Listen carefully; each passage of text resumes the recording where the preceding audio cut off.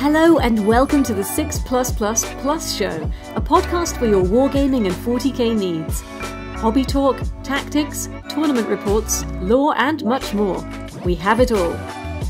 Please welcome your host for the evening, Tom. Welcome, ladies, gentlemen, and renegade legionnaires to that 6+++ show. I am your host, Tom. I am on holiday, which means I'm getting enough sleep. I am playing too many games, and I am borderline insufferable. And I'm very excited to be here. And I'm joined today by three chaotic experts.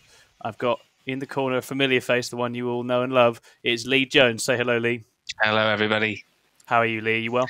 I'm all right. I'm not on holiday, so I don't have the same like pep and zing that you've got, but I'm hoping to feed off of that throughout this evening. I'll try and carry you home. Yeah, thank you. I'm also joined by a returning face, a good friend of ours, Stuart McIntyre. How are you doing, Stuart? Yeah, very good. Very good. Enjoying the first day I can sit in this room and not be sweating buckets in quite a while, so that's nice. It's almost bearable, isn't it? Yeah, very nice. And Close. Finally, we have a newcomer. We have an arch agent of chaos. We have Mr. Leigh Churchwood. Say hello, Leigh. Hello. Expert is a bit tenuous, so I'll do my best. Oh well, you've scared the absolute Jesus out of me with Chaos Space Marines many times, Yeah. and that's I think that's always a good sign. But we're very excited to have you here. Several of us have played you at different times, and obviously you've been in and around our local scene with the wonderful Twisted Dice and all their events and stuff as well. So when we were thinking we were going to do Chaos Space Marine State of Play, this was the dream team. This was who we wanted, and so we've got them all. We've dragged them all in. And this is going to be the next sort of installment of our State of Play series where we talk about particular factions. We are talking Chaos. We are talking Chaos Space Marines. And we're going to be looking into the new book and the new army. Everyone here has played some games with it, tried some stuff out and has some opinions. But also we all four of us went to a special narrative event and took Chaos Space Marines not so long ago. So we're going to finish up the show by talking about that. Which is really exciting. But first and foremost, let's get what we call the origin stories, right? This is always the fun bit. How and why have you ended up playing Chaos Space Marines? What do they mean to you? And we're going to start with Leigh Churchwood, because you've been toughing it out with them all the way through 8th and 9th. So tell us, why Chaos Space Marines? So, origin story for me is a little bit more of a kind of falling back in love with Warhammer story. Because I only started playing again at the age of 37, 5 years ago. Wow. So it was a big jump from a teenager who liked playing like little skirmish games to a big chaos player. So I'm still only really kind of in I think my next tournament will be my 9th tournament, which is pretty crazy to think. Oh, wow. About. That is crazy. For some reason, I've got this image of you being sort of really long in the tooth at events now. So You seem to know what you're doing. With so I kind of had a bit of a bad injury, which put me off work for 12 weeks. And my mate Mark came round and said, "Paint this for me," because he was the guy at school who did who was head of the kind of Warhammer club. So I started painting his stuff. He dropped around a big box of Horus Heresy novels, started reading those, and then I thought, oh, nostalgia, so much nostalgia. I love this. I need to do this again.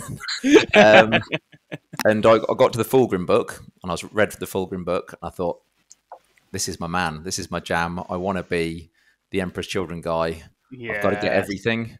I've got a disposable income now, and I'm going to waste it all frivolously on Chaos Space Marines. Excess. Yeah, exactly. In excess.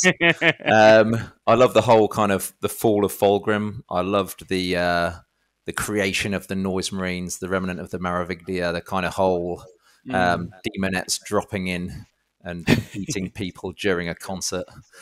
So that was me. So that kind of sold me, and ever since then, it's my only army that I really play. I've gone completely all in for Emperor's Children. And I even kind of got to the stage where I thought, I'll throw myself into the tournament scene. Why not? See if I'm any good at this game. And it turns out that I'm all right. You are all right. I would say you're definitely all right, yeah. So I'm going to keep on plugging away. But yeah, and I love the playstyle. The playstyle just completely suits me. Throw a load of stuff at your enemy physically, sometimes a Dreadclaw to the face. But But yeah, it's that 30 Terminators was the old kind of way of playing it, which I did love. All those lightning claws. You're the only one that did. If we all hated it, it was. Yeah, it's terrifying to play against. Absolutely terrifying to play against. Yeah, very nice. And equally beautiful. And now it's a whole world of new toys and finding out a new play style with the new Emperor's Children. I'm really enjoying it so far. And that's where I think you're going to be invaluable, because you've played them through the whole edition, and you've stuck at Emperor's Children the whole way through. Who are really compelling. I agree. The lore is cool. They shine in the Heresy. You get a real sense of them and their flavour and their character, which is really cool. So we'll come back to you when we start thinking about what's changed since those 30 Terminator days. But Stuart, Chaos Space Marines, you've got quite a lot of them, I understand. What's the story there? One or two. Am I on delay? Or am I okay? Okay. Can you hear me? Little delayed, I think. Can you hear me? Yeah, I can hear you. Yeah, I think so. Okay, cool. So I too came back into the hobby as an adult after having a few years out,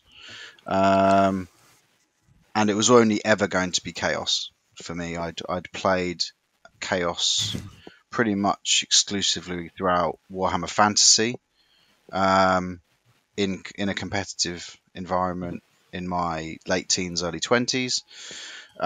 So when I came back into it, those were some models that I owned already, was some Chaos Space Marine models, and without really much thought, kind of just got the red and gold paint out again, because that was all I knew, and it's still the running gag that it was all I ever knew how to paint was red and gold.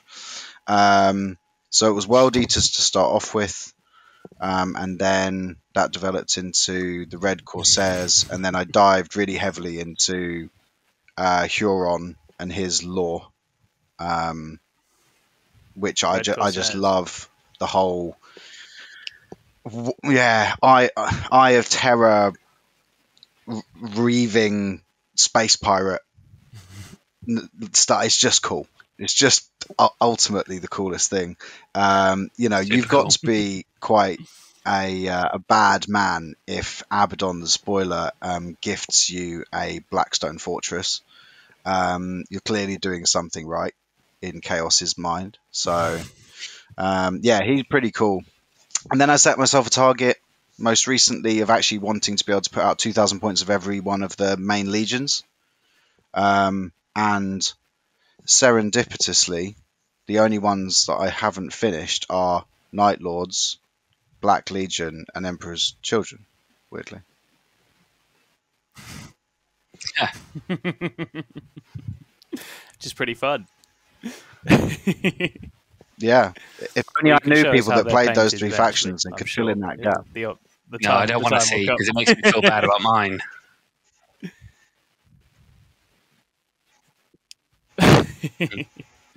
Well, one of those is certainly Leigh, whose Black Legion I've encountered a couple of times. So Leigh, where does CSM fit into the story for you? When did they come along? They were, so I started, I think I've covered Origin Story before actually. So I started with Tau, realised I didn't enjoy playing one phase. I think they're probably a little more interesting now with all the movement stuff they can do, but scrapping that, moved to Thousand Suns, which I love and I was still considered to be my main army, and then it was Chaos Space Marines. Right, okay, so they're after Thousand Suns. They were after Thousand Suns, and they sort of came about as a way to sort of, I mean, it all started really with the Talon of Horus, the book. Yeah. I read that and I hadn't been that interested. I always thought that Chaos Space Marines were a little bit emo, a little bit, try hardish. And I read that book and I was like, actually, this is pretty cool. And having done that one, and then we lost Stuart.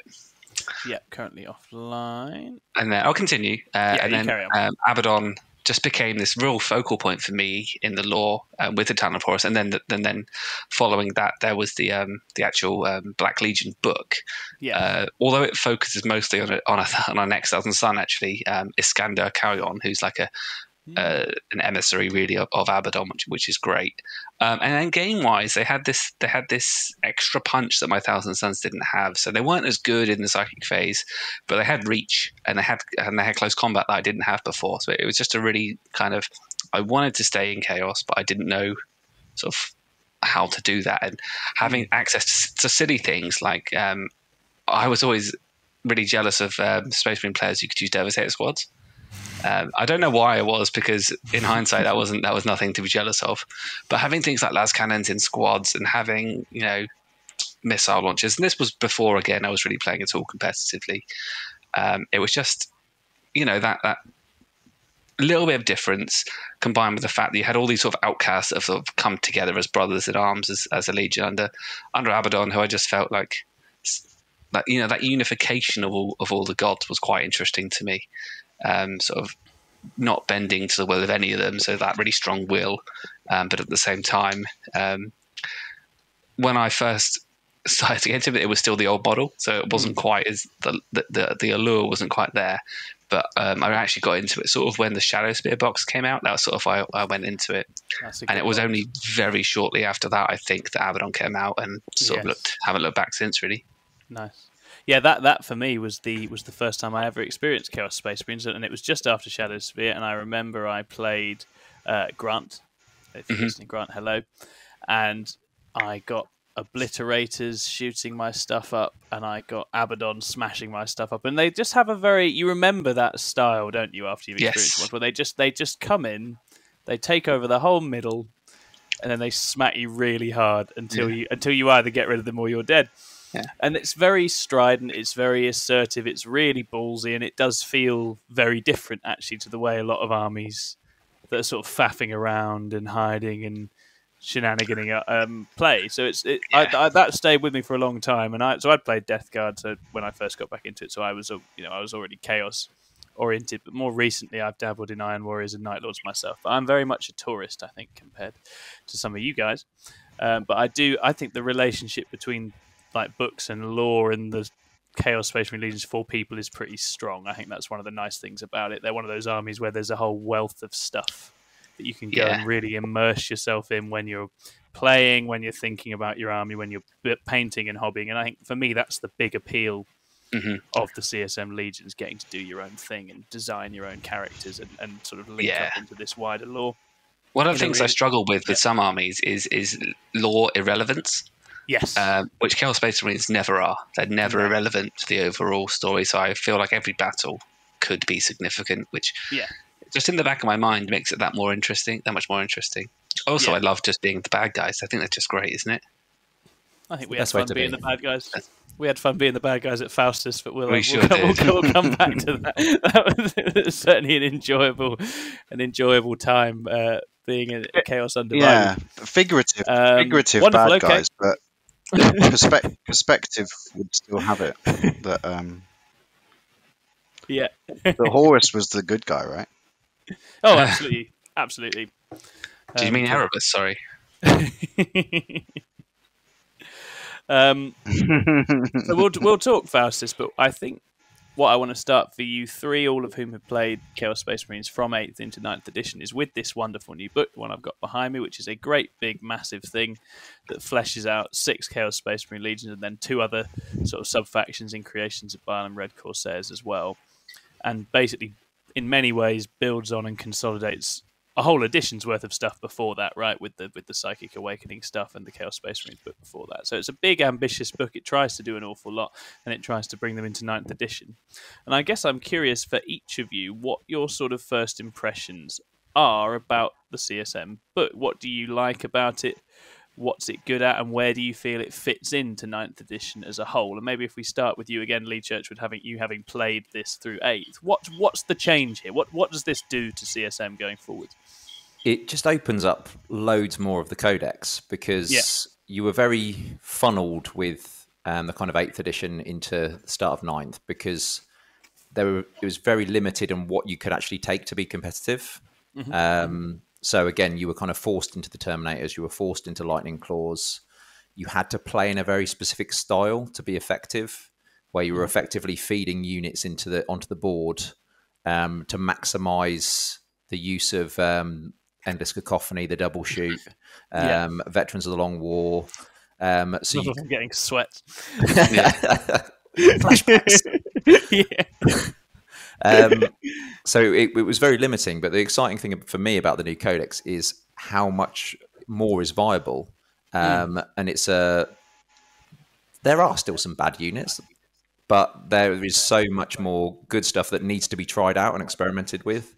And I think at the minute you're seeing those first kind of tentative steps where everyone is running the block of 10 Terminators and everyone is choosing similar things across the board. But I think there's a lot more to be explored. And I think whoever's the brave person to run 10 Chosen instead of 10 Terminators or something like that to a kind of just try something slightly different might find out some secret gems. But the play styles, I think one issue I'm finding is the fact that I think this book was written before Nephilim was written. Yes, I think that's a big thing. So you can see that we're being strangled with the CP because this book wants loads of CP sprinkled everywhere. It wants it on the characters. It wants it just kind of lavished about. Which it is. So it's kind of a little bit of a struggle, and I think the other thing is the power of the secondary in Nephilim. We've got bad secondaries apart from a couple. There's a couple. For example, I was playing Creations of Baal last night, and Specimens for the Spider. I think you should be aiming for a 15 on that, but I don't think there's much else to be complementing Emperor's Children with. They've got nothing. So it's difficult. We're in a difficult spot, but the book is really good and really strong. The data sheets are strong, and I think it's a good place to be. Yeah. No, I think I completely agree with that on the Nephilim spending, because having obviously I've played Drakari earlier in the edition. It's got that same feel of just if you could just cook up so many different awful characters for days, right? There's just so many different things, relic, weapon, mark combinations. And obviously in Nephilim, you're never going to get to bring all of those to the party at once, which is a bit of a shame. But an extraordinary book in terms of building different tools and building different units. That's really cool. How about yourself, Stuart? How do you feel the book has sort of changed things for CSM? I think one of the things that has always been a stereotype of 9th edition to me is how well can your army play MSU? If your army can do MSU, then you can be in the middle somewhere, and then if you happen to be efficient and MSU, then great. And then there's been a few exceptions. AdMech in their pomp were probably an exception of no, max units are the way to go, but that's because they acted totally different to anything else on the board. So one of the fun things about this book is that actually it rewards you exponentially for max unit size and kitting everything out to the teeth as well, and really making the most of each and every unit, rather than having these little sprinklings of ineffective things that are just going to go out and score you points, which I think feels more fun to play, but it will burn bright, and into the wrong matchup, it will be devastatingly horrible to watch your whole army die. But in reverse,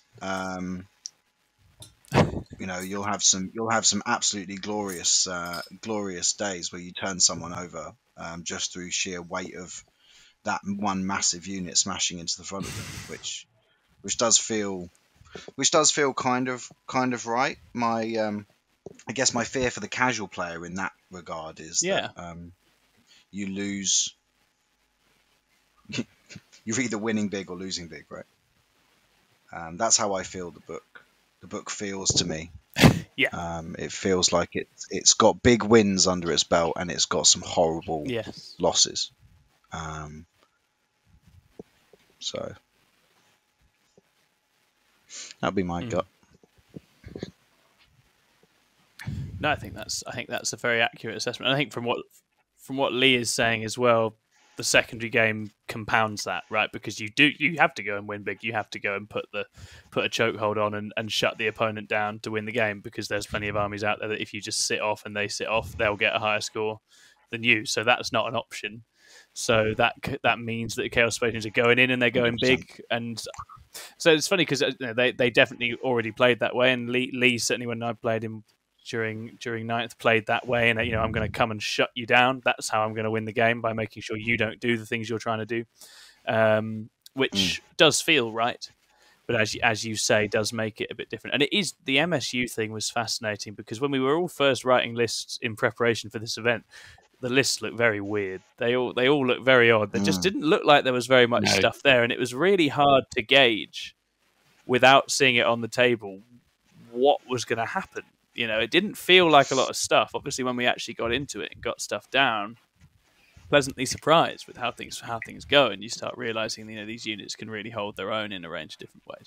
But they looked so alien, didn't they, in terms of how much stuff you were actually putting on the table? And that, as you say, is because it's just totally alien in that it throws out the MSU playbook to a large extent and says, actually, you're gonna want to just dominate. It's not 7th edition by any means. Particular units, and and pivot around that.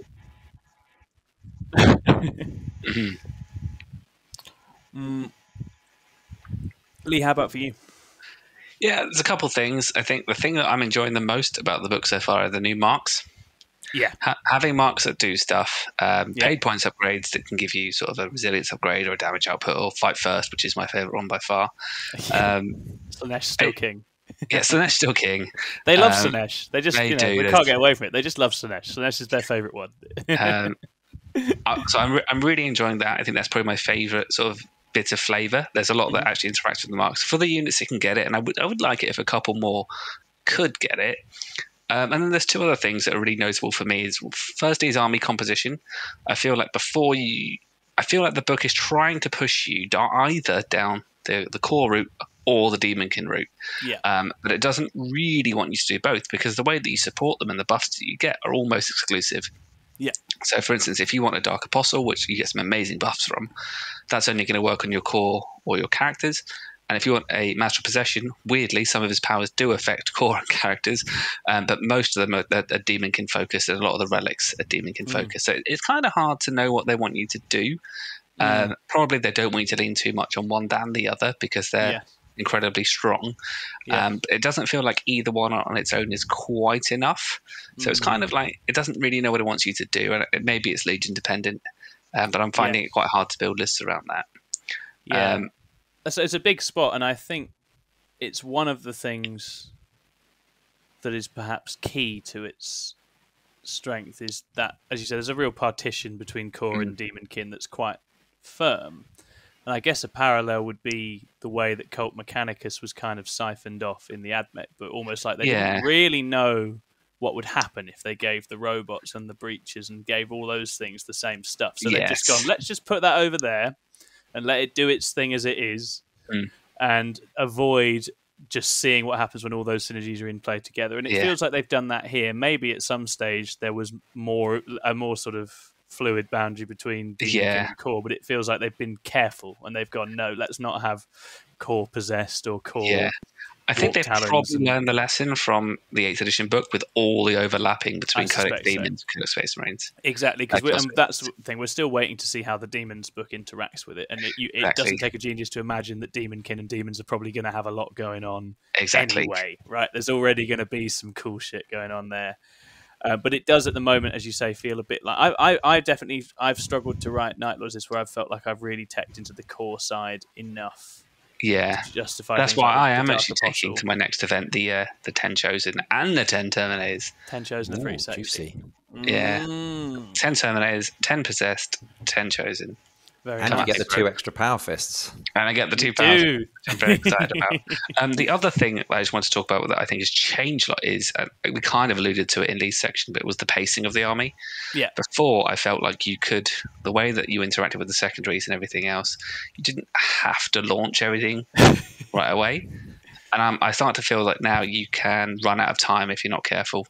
And you're not that you're quite resilient with some units, but you're not that resilient. You don't have that many, so you kind of have to strike first. I can't imagine a world where you're playing into new Necrons or Sisters where you can afford to let them score points, just rack up points. You have to just kind of whatever happens, just get in there, which is a really different way.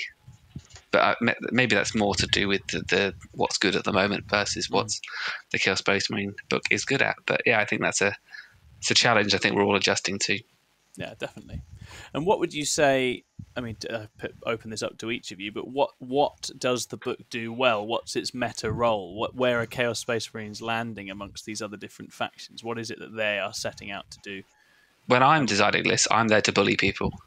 Bully is right. I'm like, here's this 30 wound, because all those blobs I've just mentioned are all 30 wounds. Yeah. All armor contempt, all buffed as much as I can possibly get.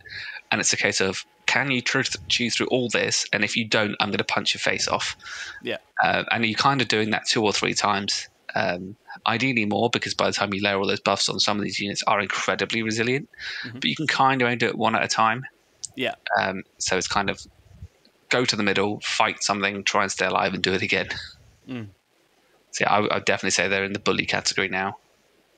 Close combat bully as well. Is that a fair assessment? Is that the role? I think you're pretty much right there. It's kind of depending on who you're going to be. So if Emperor's Children, I think, are a slightly different kettle of fish because they're almost your anti-close melee army. So they're the death of all melee army, right? Yeah. I just look at what that can do. I just go, I die. I go in and I die. So basically, you're trying to hide your characters in big blobs to then peekaboo out the gaps, make everybody fight first, and have a horrible time while you pick up their whole army in their own fight phase. Yes. And again, it seems to be the way to play it. Abaddon seems to be, for me, good in every list. Or in every legion as well. And I think that's an interesting thing to think about as well. Is are there lists? You can build lists without him, but are they as good in the Nephilim CP era, where for him you can have him in your list for 300 points, and you don't have to spend CP to do that. And I think that's a massive boost when you're going to have to spend 2 CP on a Demon Prince or 2 CP on a Lord, a Disco Lord. But I'm getting off topic. No, I think that's totally right. Though, and the Abaddon element is actually a really interesting part of the discussion because he's been very popular right out the gate. You know, you're talking about Terminators; they're very popular. Possessed, very popular. Chosen, popular. But Abaddon is very much out and about. God, I can see why. And he lends himself to that bullying style. I mean, I think the thing with Abaddon, certainly thinking about playing into it as someone who's obviously playing against them at least as much as I'm running them, is he just adds a puzzle of his own into the mix. You've just got this little time bomb that requires very specific treatment and will otherwise just wander around wrecking whatever he wants to wreck. And you're already trying to deal with a ton of other stuff at once. So it just feels like a win-win to have that puzzle on top of all the other problems that the book is trying to create. Yeah. So as you say, he makes lists better because he's just trying to sort him out is a whole mini game in itself. That if you've got 1,700 points of CSM bearing down on you, you don't always have the resources, time, and thoughts to pull off amongst other things. In some games as well, he's so nigh on unkillable. If an army only has 1 phase, some armies they just can't do it. A lot of armies they need 3 or 4 things to go right all at once, and trying to pull that off means opening up a load of other risks, taking risks using your resources just to do that. Yeah. So it's spooky. I think it's hard to design a list that you think Abaddon wouldn't make this better. Yeah. Whether or not it will stay that way, I don't know. But I'd say make hay while the sun shines. No, definitely. And there's a couple. We've discussed word bearers. Yes. Yeah. So, what do you think of word bearers? Where do they fit into this? Yeah, I think they, for me, word bearers are I'd probably say the only legion in this book that you feel like you're sacrificing too much to take Abaddon, and you'd almost be better off just playing one of the other legions if you want to take Abaddon. You don't gain as much of the benefit that the word bearer chassis gives you, which is some of those incredible relic options. When you start building all of that, snowballing all of those things that the word bearer pack has, it can just seem really scary. But I don't know whether, harking back to what we said at the beginning, the 12 CP to 6 CP shift kind of makes them less viable now.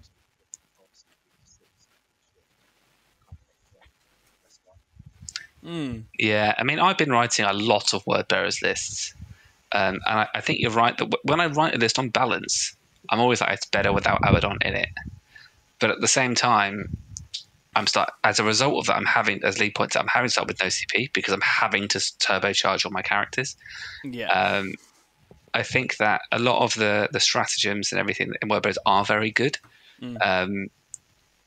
I don't know. I think it works either way. I think you're probably right to say that he's probably least good in word bearers because they have lots of other good things that are working for them. Obviously, he's amazing in Black Legion, giving sort of the full rerolls. Yeah. But ultimately, he can just give that to himself anyway, and that's always incredible.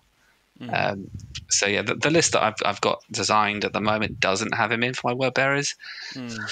We'll see after this conversation if I need to change my mind. I think. Interestingly enough, for Creations of Bile, there is a drawback for him because if you're doing the specimens for the spider secondary, he can actually hamper you because if he kills stuff, you don't get the points. Because he's wrecking too much stuff for you to get the points on the secondary. And if you're playing against the canny opponent, he will throw things into Abaddon, so he kills them not to going to stop kill him, is he? you. Yeah, to stop you getting those points. I'll note that down somewhere. Yeah. That's going to be very important. No, yeah, I can see because where there's actually a genuinely good secondary, and again, word bearers have that same thing. There's a secondary that's actually probably viable there. That makes a slight difference to the game plan and where you want to put your points as well. I mean, that opens up the conversation because I think if we think about which legions, where the different legions sit, I'd be interested to get your different thoughts on that. We're not going to rank them. We're not Art of War. We're not going to put a little graphic up and tell you which one you should go and play. But I'm curious where you see the different ones fit. Because as Leigh C has said, Emperor's Children are just the anti-fight, right? They're just come on in, bring your melee toys, and we will embarrass you. That's what they do. They've got more play around in combat than most armies I've seen in terms of shutting down what the opponent wants to do and turning their fight phase into your fight phase. And they can do everything. They can fight on death. They can advance and charge. They can fight last, fight first. It's just a perfect storm. Yeah, it's absolutely brutal. They've got and fight last that you can just project wherever you need it as well, which is quite unusual to have that one that you can just beam down like that, right? You know, a lot of armies have one or two somewhere, but that's super good. And of course, they're super good at shooting, and they make all the special weapons better too because they don't have the problem of hitting with hammers or fists or heavy guns, assault guns. So they're just all round very, very good at putting down the hurt. The Emperor's Children, and obviously Noise Marines work super well for them as well. But I mean, Leigh, you've been writing word bearers lists. What do word bearers bring to the party? What's the appeal there? So I think there's a couple of things. If you think just the Legion trait is very, very good, so you're rerolling all of your hits in combat, particularly from turn 3, when you are fishing for 6s to hit, that becomes especially good because you can just reroll all of your hits if you want to.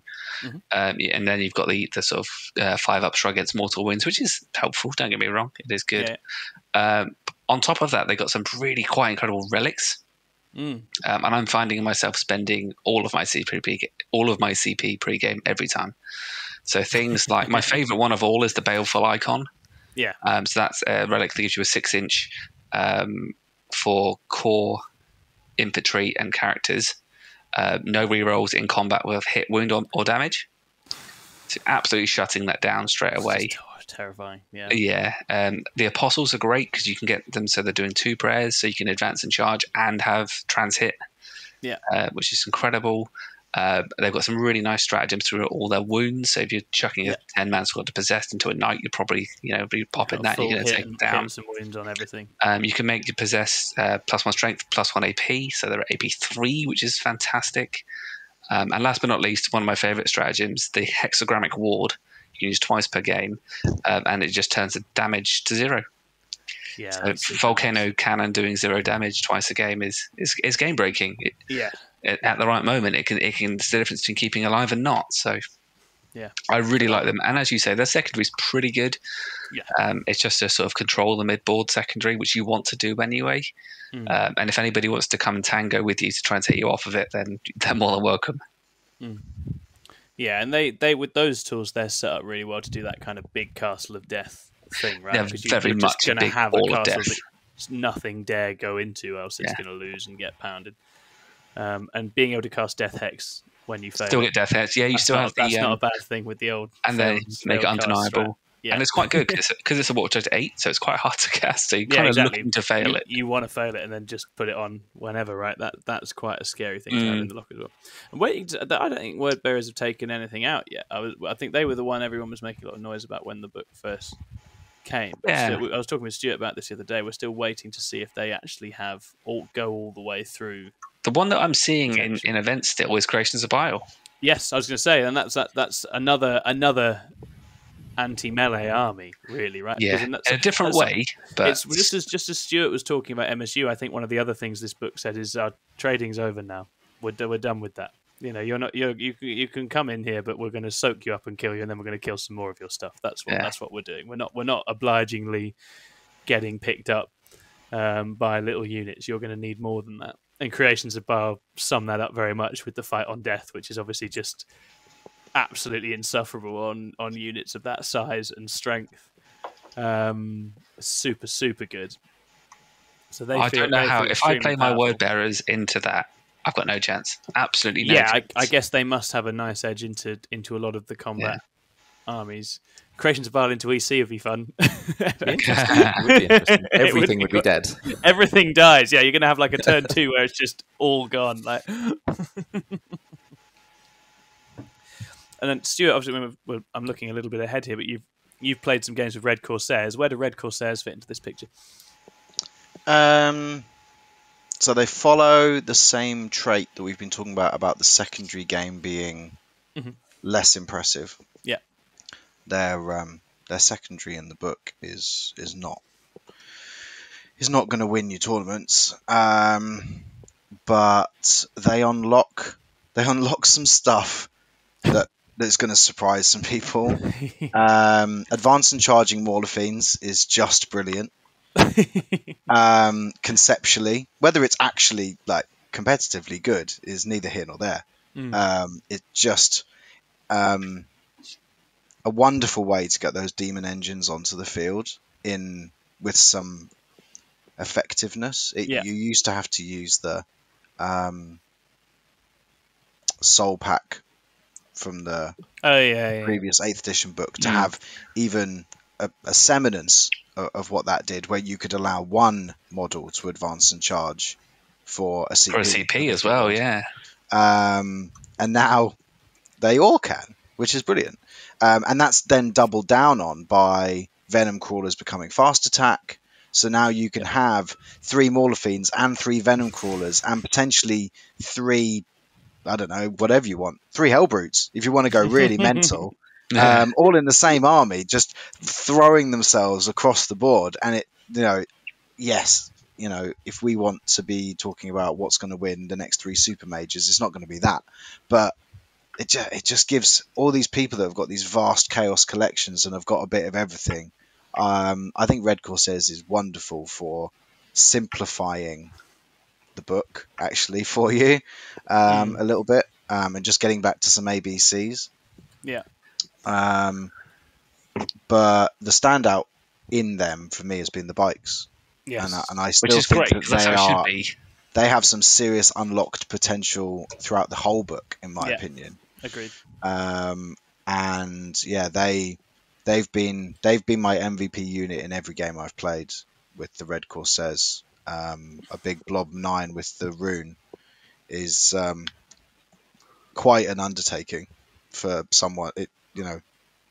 Once you give them Mark of Slaanesh and a 5-up Feel No Pain and potentially trans hit, it's all quite fun. I think I've managed to get I've managed to get the wombo combo off once, where I can get them, trans hit, or -1 to hit, depending if they advanced or not, or whether they were near the thing, near the Dark Apostle. Red Corsairs have a strat that if you're stood on an objective, if you get shot by damage 1 weapons, you get +1 to your save. So it you can, and they've got effectively both a fire and fade access, and they also have a full full move or fullback after they attack in combat for the bikes, which is 14 inches of free movement after you've attacked is not to have your nose turned up at. So yeah, I think there's some fun things for people to play around with there, but it's not powerful, but it's super fun. They've got a really cool strat as well, haven't they? They're one that can delay your opponent bringing in reserves. Yes. Yeah. Which I've never seen. Yeah, it's expensive though. I see it good. maybe being effective in maybe 3 matchups that I can think of. Like Iron Hands, Drop Pod. Oh, so funny. Like I just want to go back. Take me back to my first game at LGT last year. And just when Iron Hands Drop Pod meta was like on every third table, and just go, oh, by the way, that's not coming in till second turn, so you don't get your reroll 1s. I've already screened out half the board. So whatever. Good. Yeah, that would be fun. And maybe a little bit with the mirror. But most people are putting their Terminators on the board. Tau Crisis Suits is another one. Yeah, I don't know how many Tau lists aren't running 2 blobs though. True, but even one turn with 1 less Crisis team on the board is a sad. Deal with one. Unfortunately, the strat you have to call out which unit doesn't come on. So the other unit will then. Yeah. So it comes on, and then I'll take it. Yeah, and then the next turn you'd have to spend another 2 CP to do it again. It's like I don't think so. So yeah, it's it's anti-drop pod. It's cute, isn't it? Is what it? Yeah, exactly. It's cute, but it fits the fluff, and I must commend them in 2 ways. I think that there aren't many of us that are going, I don't really understand why they've done that. It doesn't fit the fluff. No. Yeah. Anywhere throughout the book, it all just kind of makes sense, and I think that the thing that sums that up the best was today's errata. It was like 2 lines. Yeah. Can World Eaters take Psychers now? No. Who asks that question? No, you absolute tossers. Go home. Yeah. Same with the other ones. Like, oh yeah, this thing that increases the range of your spell. Does it increase the range of your aura? It's like, no, there's nothing in the game that does that. Yeah. Definitely. It just makes Chaos like hanging my head in shame, going, oh, I hope that wasn't a Chaos Space Marine collector that asked that question. But yeah, 24-inch bubble of. You think about some of the. But we think about some of the books over the course of this year that we've suffered through with the various armies that we all play, starting with Custodes, working away all the way through Tyranids and everything in between, that we've all gone, oh, this is wrong, this needs fixed, this isn't right. And yet we can all come up with some great combinations for Chaos Space Marines, but I don't see any of it other than barring maybe Abaddon's points that I go, this is unfair. Don't tell me about that, Stuart. Just wrong. If anything, he's too expensive, I'd say. No, but I completely agree, and that's a triumph of whatever they've done with it, right? That I suspect they may get a points pass at some point on a couple of things if it becomes clear that everything's clustered around certain things. But it doesn't feel like there are really egregious things that need sorting, and it's winning events.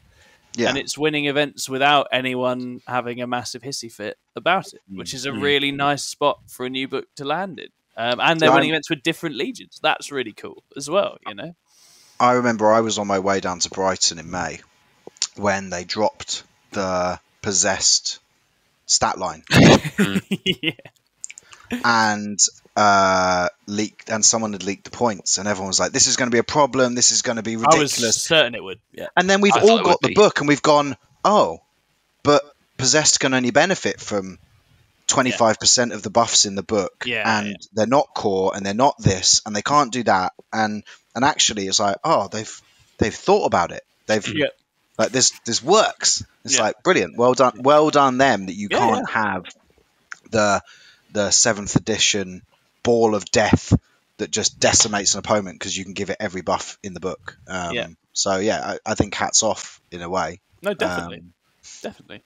It's a success in that sense, and that's a really exciting thing, and that's nice for Chaos players because that you don't get many flaky Chaos players. People usually play Chaos because they love it, and they're all going to have a book to play with and be able to do stuff. And you've got, as I say, some of the legions aren't as sort of immediately powerful as others, but they all do something that feels incredibly thematic. So speaking from Night Lords suffer a lot from that written before Nephilim feeling. They've got tons of tricks, but you're not going to be able to do them all at one time, and you could make a bunch of cool characters, but again, you've got to be careful with that.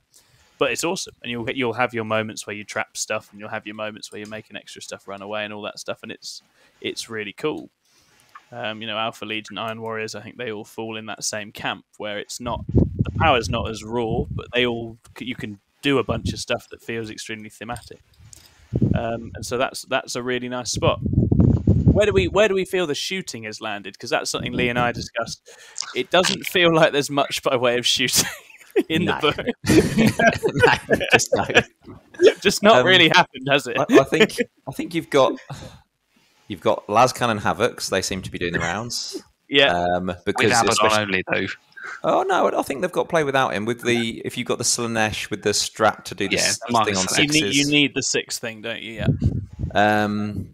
I think Blastmasters are insanely good. But again, the problem with the Noise Marines in general is the fact that they're too expensive, so you have to get rid of all the Sonic Blasters and just have the Blastmaster if you want to be points efficient, and then run the rest of the guys with chainswords. But as a single weapon, when you're getting three shots with a heavy weapon turn 1, strength 8 minus 3 damage, that's pretty good. Yeah, I think that the shooting. I mean, I kind of ignore it, to be honest. I like the little incidental shooting you get on the Venom Crawlers. Yeah, and I have never been more disappointed in a unit than I am the New Obliterators. Yeah, and I loved them so much in the last edition. I appreciate even though they were swingy. Yeah, they were glorious. Were still great. And what they've tried to do is make them efficient. Yeah, but actually, all they've done is made them dull and not as good as 3 other things that could fill that slot. And they're still they do 2 things now. They shoot. They're meant to shoot, and they also fight. Yeah. Whereas before they shot well, and most of the time, and they fought a little bit. Yeah. But I think because they're Demonkin, none of the buffs that you can put on them help them to shoot. There's that one which is gives you +1 to wound against a target. But to be honest, you're not really taking that anyway. No. So for me, no, I'm afraid not. And they're heavy. Rather than assault, so you can't advance and shoot anymore. And then the icing on the cake for me is that they never really benefit from the wanton acts because they're 24-inch range. They move 5 inches or whatever. They're never going to be in range or anything turn 1. So no explosions. And because you can't give them marks to unlock some of the things in the book where it's and like I'm thinking extra AP. I played around with the ideas of how can I make Mark of Khorne work for shooting, oddly, because there's the Dark Apostle that can put you into all 3 wanton acts. Yes. So you can basically have, if you had something that was that good that you were committing a whole Dark Apostle to it, is there anything out there that you could just go, and I'm going to have you in wanton destruction the whole game? Yeah, but I haven't found it. I haven't found anything that's worth it. Unfortunately, we're left with another book where the Forge Fiend is just not good enough. Yeah. And my ultimate as someone who has 2 fully kit bashed defilers. Yeah, when's the defiler going to get a break? Please give me a defiler. Even like I even read it and went, oh wait a minute. So if you had a Disco Lord and he killed something, he could make 2 defilers hit on 2s. And I'm like, that's fine, but actually their only job in that army would be to make sure the Lord Discordant doesn't get shot. Yeah, that's literally their job.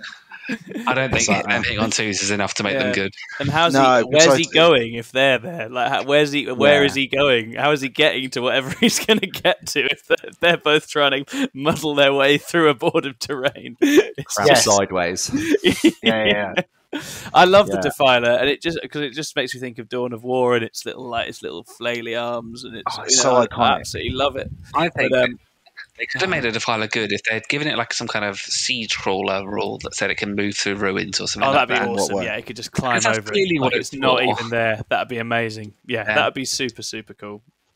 And that's so it's the gun side, because I was sort of mathing the blitz, and I was like, because I was playing someone who'd focused all his efforts into trying to kill them during a game, and I was talking to him afterwards, and I was just like, whatever profile of gun I pick, if I kill 2 Marines, I've done really well. Like that's doesn't matter which of these cool guns I pick, they all kill like 2 Space Marines in any situation. Like none of them ever do anything more than that. And the shooting is very pre-Armor of Contempt, just as the book is pre-Nephilim, right? You can really feel that gap in time where just the AP it does have just doesn't cut it into so many things, because it's AP1, AP2 that is functionally irrelevant a lot of the time. What I do like about the book, actually, is it seems to be built on AP1, irrelevant, and Damage 1, or AP3 and Damage 1. I actually feel now we're on to the point where I'd rather have more AP and 1 damage than I would... Oh, agreed. The way around. Like 2 damage is so often negated anyway. Yeah. That I'm kind of happy with particularly my cursed weapons. I really like. Cursed weapons are nice. Yeah, cursed weapons really add up. I think on the shooting, to complete the shooting, I think it's probably fair to say that even when Chaos did do shooting in 8th, it was heavily reliant on resin models. Yes. So I think that when we get that errata of how they're going to rejiggle all the keywords within the Forge World Chaos units, we may find a gem gets unlocked. I'm like, I don't know. I haven't looked into it enough, but whether Decimators could be back on the menu. Oh yeah. In a big way for the right list, because the Word Bearer, Disco Lord, Cursed Earth, 3 Decimator, Possessed out in front of it thing was good in 8th. So surely it's got to be for better now. If you can fit it all in for the points. And those flamers are going to be naughty as well, aren't they? Yes. Yeah. I think I've only ever run them with the Soul Burner Petard. The Soul Burner is just such a reliable damage dealer, you know. Less so now, because it used to rely on the fact that a Lord Discordant was giving an aura making them +1 to hit. Whereas now he can only pick one of them, but they're still pretty cool. And with only 6 CP, normally you do what Leigh was doing in the early parts of 9th, and you'd bring 1, maybe 2 Contemptors. But the old Volkite. That's 2 CP and 400 points that chosen are better. I've said it before on this podcast, and I'll say it again. The Martial Legacy rule is outdated and needs to go now. That was resolving an issue, an issue that doesn't exist anymore, and it needs to go because it kills those units completely, and they're just not oppressive like they were. Especially when they've just brought out like brand new plastic Contemptor and brand new plastic Leviathan, and everyone's like, "Well, I can't use that." Yeah. This is proof. They say sometimes that the rules team don't match up with the models and the sales team, and actually, for the first time, I kind of believe them. Yeah. No, that's true, and that's So we'll watch with interest, I guess, on the shooting front. And there's definitely incidental shooting that still gets stuff done, and it's just the Armor of Contempt world where it feels like it's a little blunt into quite a lot of situations. Rapier carriers, maybe. Oh, nice. There was a time where I know. I don't know if any of you go to his channel. I'm going to plug another channel. No, I'm not, because I've forgotten the name of it. That's bad, isn't it? You'll have to cut this bit. We don't cut. It's a chap that does exclusively World Eaters. I do know that channel, the Red Path. That's it, the Red Path. I've never watched that. That's amazing. So good. So good. and yeah, personification of like passionate Chaos Space Marine player that has been, like Leigh has, eking every last inch out of that book, with some really good content, especially some tabletop simulator stuff for kind of theory crafting. And I think there was a point where like rapier carriers and Khorne was a thing. Because so I don't know whether they could answer some shooting woes for us if we needed it, but I mean, if we all sit here right now, do we need it? Do we need shooting? Nah, no, not really. I don't even want it. Slows the game down. Just put 10 possessed in 10 chosen in a rhino and go hunting stuff. It's much more fun. The advantage of smashing them in the face is that you're also where their stuff is when you're done doing it, which you never get with shooting. So it's quite nice to be where their stuff is. And isn't that great, by the way? There wasn't that many episodes ago we were saying how shooting is still king and no good. And now it suddenly feels like we're back in a game, aren't we? We're able to do some moving and some fighting.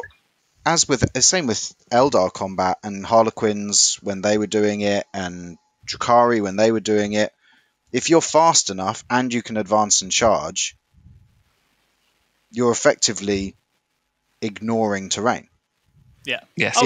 In a meta where there's so much ruin, when ruin is the predominant terrain, if you've got infantry that can go 25 inches in a turn, then why shoot? Because you can't hide from it. Yeah. So and you don't need to expose yourself until it's time to do whatever it is you're going to do, and and if you do it right, then there's not going to be the hit back in the same way. So. And especially with the lovely new ruin rules, where you don't have to be that close anymore either. Oh, it's just so scary! It's so scary. I really hope that someone's watching this in 3 months' time, laughing, going, "Oh yeah, they got rid of that and sacked the guy who came up with it." We'll see. But it's absolutely crazy. No, exactly, and they should be a melee army first and foremost. It does mean that at times the sort of the doctrines, the wantons, it just sometimes feels like you're waiting for that third one to kick in. Oh, really. It always feels that way for me. It really does. And given that the army did have exploding sixes in melee from the get-go before, I think that must be a little tricky for players who've become very accustomed to it. But it's not like you're ever short of a rapid fire or assault weapon in your natural build anyway. Not at all. No, there'll be guns. You will get some shots out of it.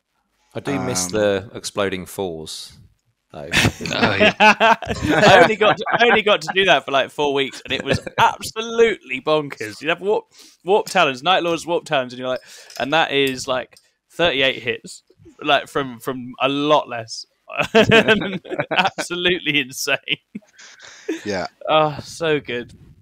That was so good. The beginning of that. The first two like data slates that they came up with. Yeah. And they're like, how do we make some of this stuff relevant again? And like, I've played Imperial Guard in the last couple of weeks, and I'm like, they're scary. Like they've been buffed so many times that it's like, they can do some stuff. Yeah. I've not played against Guard in a long time. I haven't played against them in this edition, I don't think. Wonderful. Okay, well, I think that covers the ins and outs of the book and our sort of initial thoughts. I think there's lots to be excited about. I think they are that bully combat army, different ways to build around that. Yeah, and they will. I don't feel like there's many combat armies that can really suffer them, especially when they're built in certain ways. I just think there's just so many combat armies that will go in banners blowing and be a crumpled mess by the end of it, and that's an exciting place for Chaos to be at, because they should be good at smashing people up. Yeah. But we'll finish up with a little recap of our narrative event that we went to with our narrative Chaos Forces. Team Chaos. A good friend of the show, John Scrivens, put on a Tempest of War event a few weeks back in Nottingham at the wonderful T-Sports Arena, where the Honest Wargamer lads hold sway. And this was a sort of teams-themed event where each team was aligned to Chaos or Civilization or Imperium or Raiders. And I can't remember when this was organised, but we were looking at it when we were getting a team together, Leigh and I, and thinking, bet the CSM book is actually out by then. Let's absolutely get a Chaos team. Just buy all the Chaos tickets right now. Get 4 Chaos players and just go and absolutely go to town with the new book and see how it is. And so obviously we sounded out Stuart and Leigh and got our team together. And actually, it's where that WhatsApp is where all the sort of preliminary dissecting of the book has happened. I love that WhatsApp. I love that WhatsApp. I love that it's still just going to carry on existing now for all your chaos needs. You just pop up in the Faustus chat. Yeah. Well, so you've got 3 other dedicated people that are going to read that list for you, rather than some of the other chats you're in where people are going to go, what does that do? Yeah, so exactly. I think it's it's like very effective chat. It's like your support group. Yeah. And so we were setting, obviously Tempest of War is slightly different. We're all fans of it as a format, but it's slightly different, and we all wanted to lean into one of the legions and take something a bit off the beaten path for our usual competitive elements. So we had Stuart on the Red Corsairs, we had Leigh on his Emperor's Children, we had Leigh, you took Abaddon, we talked you out of Word Bearers and made you take Abaddon, you poor sod. Yeah, I was going to say, I think that's probably been worse for the no spoilers, with the Black people Legion would have preferred the Word Bearers. And I think in that event it would have been even nastier. Yeah. And I know Word Bearers would have been nastier. People only ever complain about what's in front of them. They don't know how bad it could have been. But and I took the Night Lords along as well, with my 2 Helldrakes, which was super fun, and we had a really good time with it, I think. And it's a team spoiler, Team Chaos overall triumphed. That's all I'm going to say about it. We were the victorious team. We conquered these planets that we were fighting over, and indeed birthed a new Chaos world. A new Slaanesh demon planet was born thanks to our efforts. Well, what's great about the event was Scrivo did such a great job with setting a little bit of lore between each round. So we sort of went in, and it was sort of like here's the state of play of how the galaxy is right now. And then depending on the outcome of each particular round, the narrative went in a direction. So after the first one, it was like all the chaotic banners had gone up, and there were sort of warning signals coming from across the galaxy, and sort of escalated as sort of the rounds went on, which was a lot of fun actually. It was just a little excerpt, fun. But just made it a little bit more fun. Sort of read out the finale, and sort of you get, and I think that sort of format has a massive appeal to me as a player. Actually, both the camaraderie of the team element, that's nice, but also that sense of stuff's happening and the story's kind of progressing around you on these lovely thematic boards.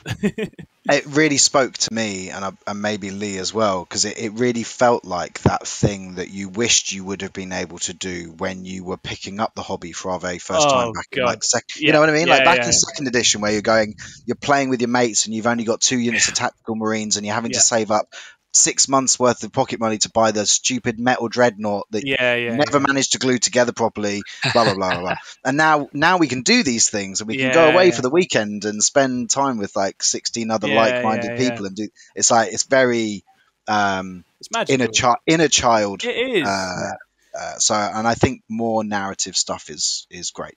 Yeah, and it, as you say, because it feeds that imaginative element so much, doesn't it? And it is. I mean, the social side of it is so important, but this stoked that really well, and we're really excited for the next one. We'll have to have a frank discussion about whether it's fair to take Team Chaos again, or whether we whether we do something else, and then the Dream Team splits up. But we'll cross that bridge when we come to it.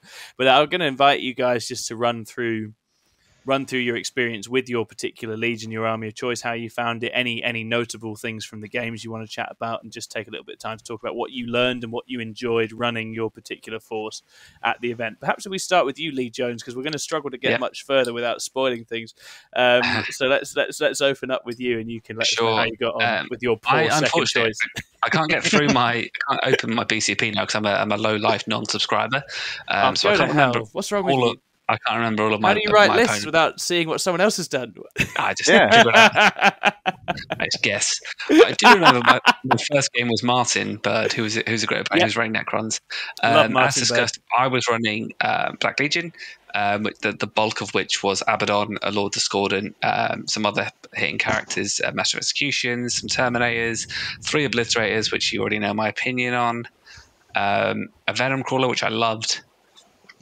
Some Legionnaires, some Cultists, and some Warp Talons. That was basically it. I think that Black Legion worked really nicely, actually. Yeah, it was just a bit of everything, which was absolutely the target for this event. Was let's not min-max everything. Let's take some good bits. Let's try out the book. and let's just have some fun with what feels like what you should see on the table, which is what I tried to do.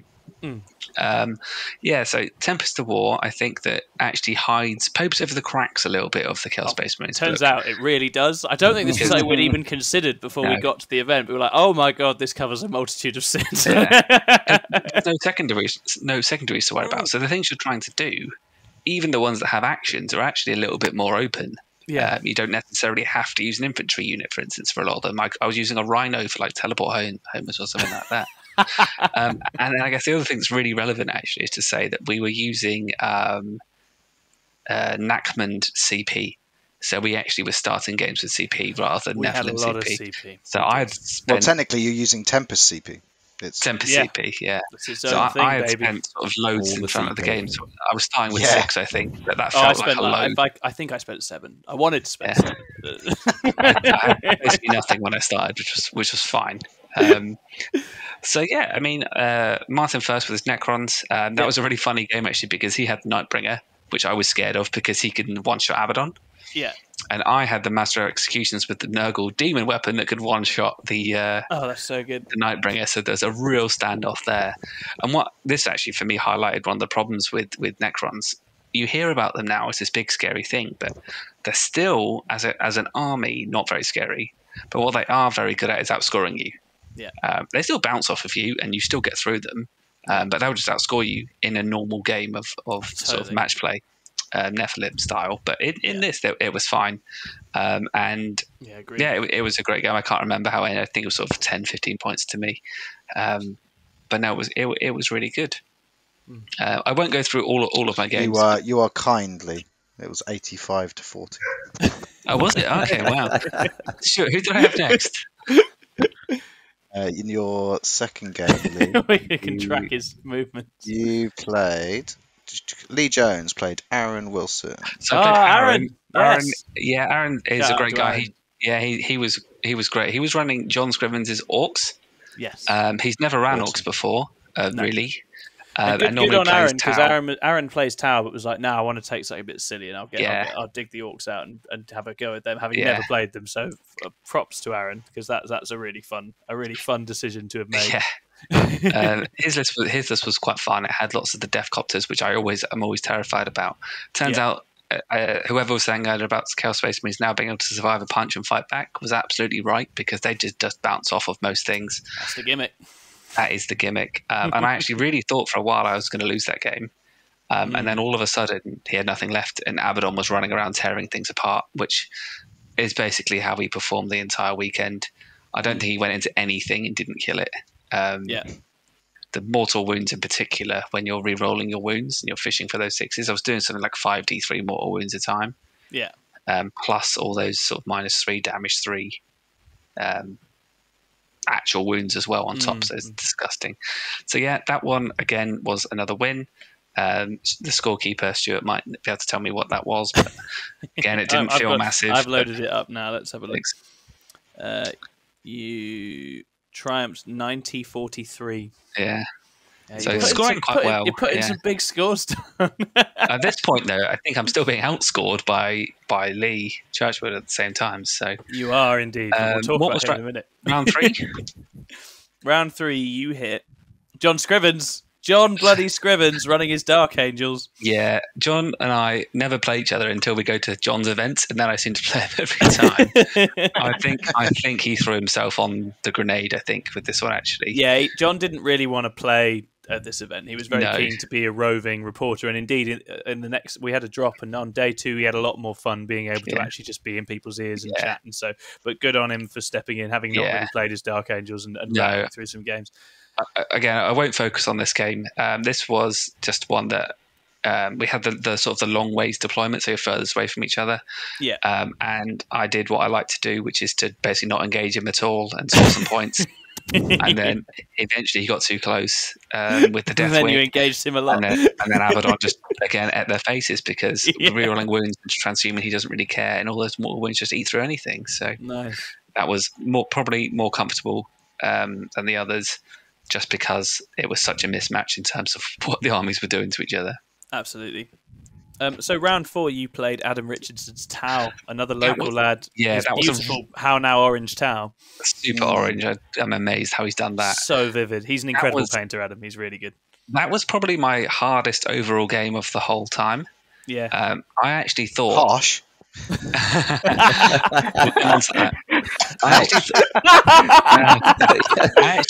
Guys, we're only on round 4. Anything could happen. We don't know what's happening. That was because I thought it would be easier. I thought Tau aren't going to do anything to me. There's a huge line of sight blocking terrain. Who's that about Tau? Whoever thinks that? Well, there was the line of sight stuff's irrelevant now. So I yeah, didn't care that's about true. that. And I had Abaddon, so I was like, I just run up the middle. Shit myself. Just run through the middle with Abaddon. I've got at least 3 turns. Because I was healing him with Back to Flesh. Okay. I'm just going to just bulldoze my way through the army. It won't matter, and I'll get to whatever, and I'll kill it, and then it'll be fine. That's not at all how it happened.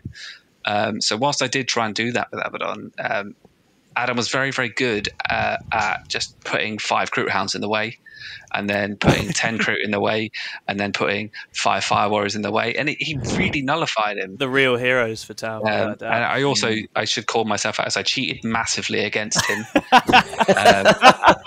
Completely accidentally. So well played. Good chaosing. What would Abaddon do? So what happened was I had the Lord Discordant with the intoxicating elixir, and he popped a load of breaches in front of him, and I was like, I'll just drink my elixir, not realizing it was only done in the fight phase. Shit. I did reach out to Matters and apologise because it was a genuine mistake. Had I realised that, I wouldn't have put him into that precarious position, but obviously I had. Didn't realise until sort of that evening when it was sort of all too late. But yeah, so apologies to Adam for that.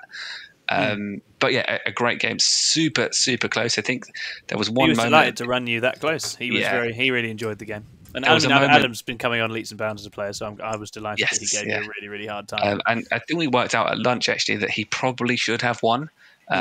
Regardless of my blatant cheating, there was one moment at the end of the game where he could have stepped onto an objective with 2 units. I would have heroically intervened. I could have only killed one of them, and he would have got it from me. It would have been like an 8-point swing. Shit.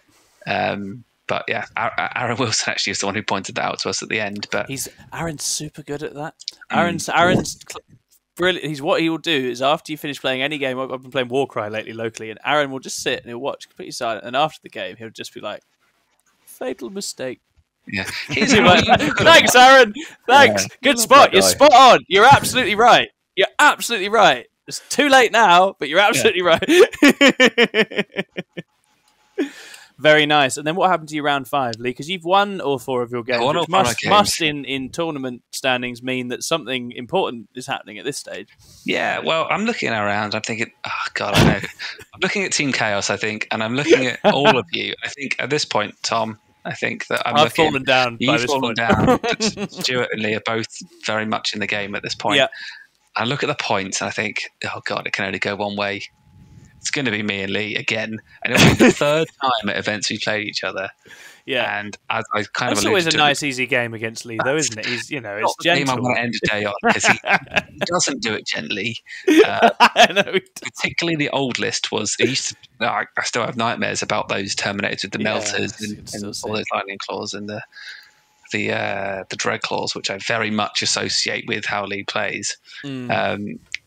And yeah, so obviously we drew each other in the final. So it was Black Legion versus Emperor's Children. And this, again, don't get me wrong when I said before the last game, before this was hard. This one was completely different. So this is a game that I didn't really do very much in. Didn't really kill anything. Didn't really play it tactically, savvily.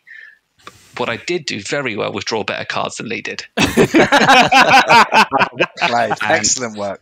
Is it fair to say that the Tempest cards do have an impact on Tempest matches? Yes. I think we looked at it, and at sort of turn 1, I scored 12 points. Or sort of 15 points maybe. Yeah. And these were nothing. And then I won by what, 5? That's quite nice out the gate, the old 15. And I won by 5, I think. So no, we did work out though at the end, didn't we? That it was the my own errors that cost me that game. Yes, it should have been 100 draw, and then you would have won overall. But I was method acting for the weekend, so being chaos, got to fall down to Abaddon, right? We went out and had a lovely time in the evening as well, which may have. Oh yes, you did. You did. Yes. Turned up in the morning to see Leigh and Stuart. Leigh had about 4 different drinks with him because he was so dehydrated. Like 2 smoothies, a Costa, and a bottle of water. Yes, they went later than any of our contingent. They really that's on got tour, stuck isn't in. it? Yeah, they got stuck in. If I have to when was the last? at any point, I think it was just that conversation at about 11 o'clock. It's like, when was the last time you went out like proper? And it was like, this is going to happen, isn't it? Yeah. And it was Nottingham, and it was Pride, and it was a good atmosphere in the town. Yeah. So you couldn't have picked it. You couldn't. No, but 95 to 100. It was a super tight game. And not as hard as his Tau game, but still the whole way through. The cards were kind to me there. I actually had I had the option, whereas this time I felt like it probably should have ended 100 all. But that game I felt like that can happen. Yes, and it did happen, right? So, but no, it was a really good game. It was funny because whilst it was 10 piss and everything was kind of nice, I don't know about you, Leigh, but as soon as that was out, I'm like, well, I need to win this game. This is the only one I care about. Yeah, well, it's nice to let the competitive shackles off because you're both competitors, so you can leave nothing on the It was absolutely fair to do that, I think, for that game. Exactly. So, yeah. And that was me. So, Abaddon... And that meant that Abaddon won the event, did he not? He did, and he probably did, actually, directly for me as well in some of those games. He was... I never really... You see it on paper, how good he might be, and I'm like, nah. And you do it, and it's like, okay. I've still not played against him. I'm quite scared. And funnily enough, actually, Leigh was one of the only guys that actually got through him. I think Emperor's Children do have surprise me because they do have answers for it. They can do the thing. You've got to be able to do the thing, and if you can do the thing, they can do all the things. You can that fatal sonacy right off. Hurts quite a lot. I think about it so much more than I should be thinking about it now. Yeah. But he was probably one of the reasons where because I had to kind of deal with him. And I had to put a lot into that. I had to do the fatal sonacy thing for the mortal wounds in the movement phase. I had to do the psychic. I had to move people over to charge him, and it kind of drew a lot away from my attention, my short attention span. Focused on Abaddon, and I think that's what he's at. definitely great at. Yeah, he's a good distraction. Yeah, and but that was a fantastic game. Combine that with your Lord Discordant with the intoxicating elixirs. It's kind of like. These things are not going to die, and I can't kill them. So let's stand opposite each other and look at each other rather than. It was funny how standoffish we were for most of the game. Like, a lot of our stuff never came anywhere near each other. There was a very different Chaos Space Marine off happening somewhere else. But we'll talk about that in a minute. I'm just listening to these guys saying, it was really cagey and whatever. What the fuck is that? We'll get there. We'll get to that later. We should do Leigh's other games. Let's absolutely do Leigh. So obviously we know how it ends for you, Leigh, and it's a very narrow slip that probably comes down. It's partly cards, it's partly hangover, it's partly all sorts of things, but an absolute epic to finish the event. But how did you find running Emperor's Children in this setting, and what were your games? How did they go? Talk us through them. It was like opening a whole new box of toys on Christmas Day. It was amazing. So my list, I didn't go super heavy on big stuff because I wanted to try it all a little bit. So I had Dark Apostle, Lucius, who's an absolute legend. Master of Possessions, Cultist, Noise Marines.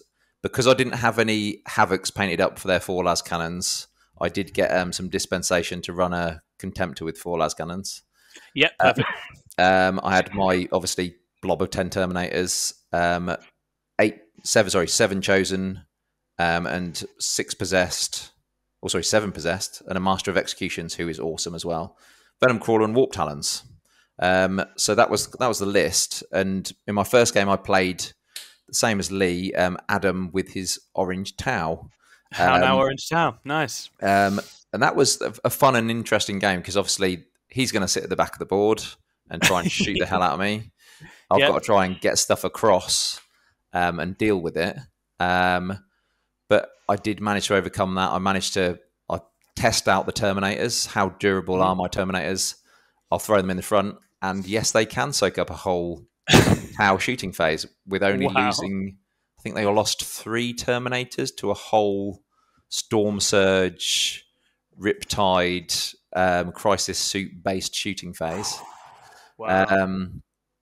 And so that kind of put that in my mind for the rest of the tournament that those guys aren't going anywhere.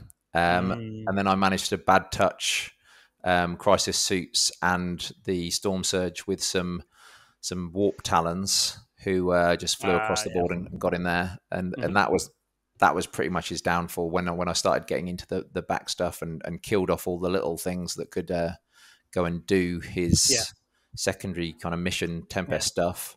That's when it all breaks down for Tau, isn't it? When they'll get something in the wheels.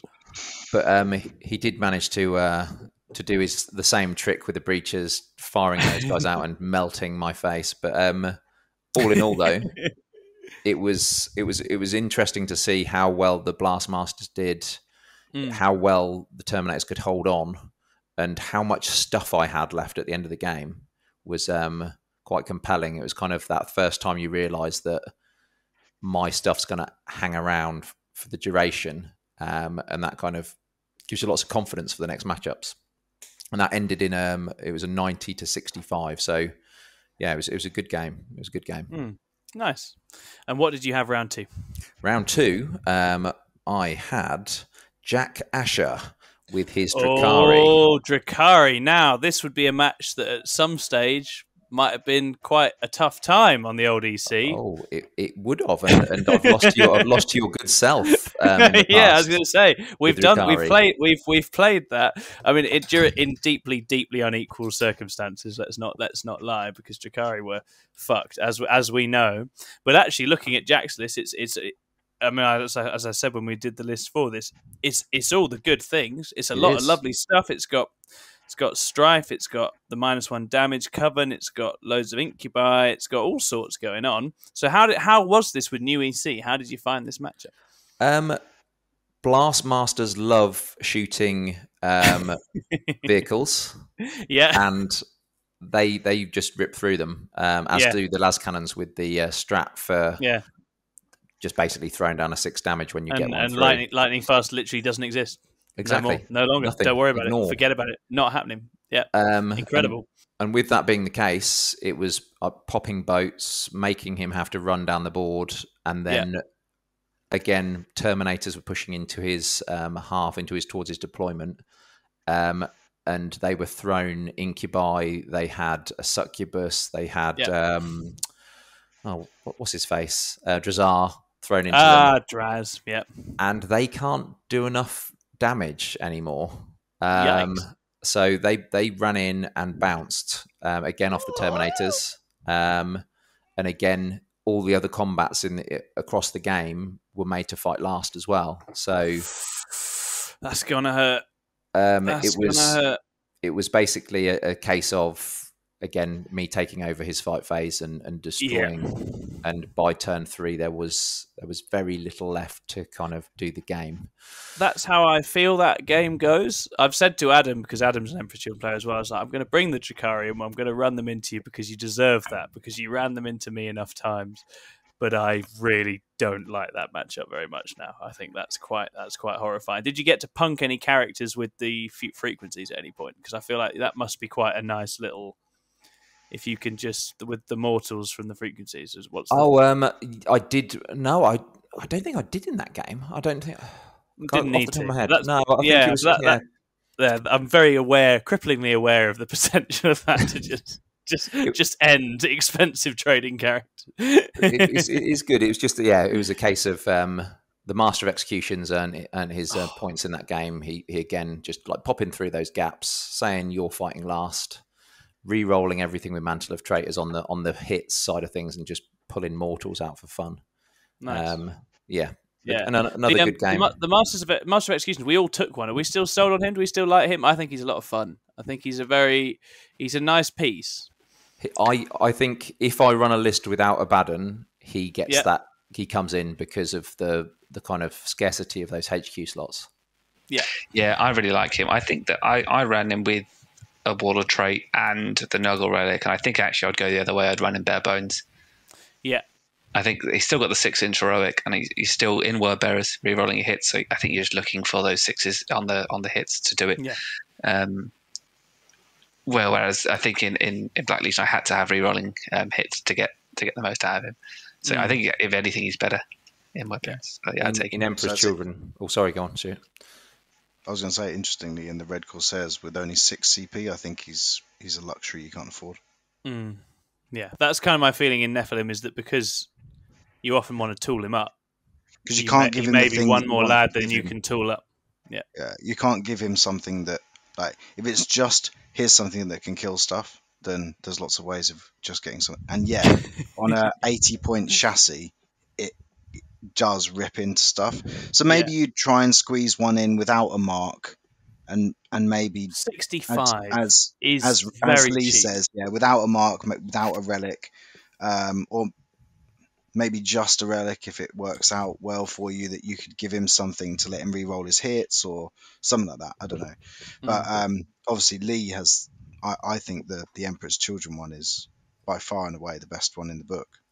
It's that fight last, isn't it? It's just insane. 6-inch heroic intervention followed by a fight last. You're basically doing what Space Wolves have been doing the whole of 9th edition with Armour of Frost.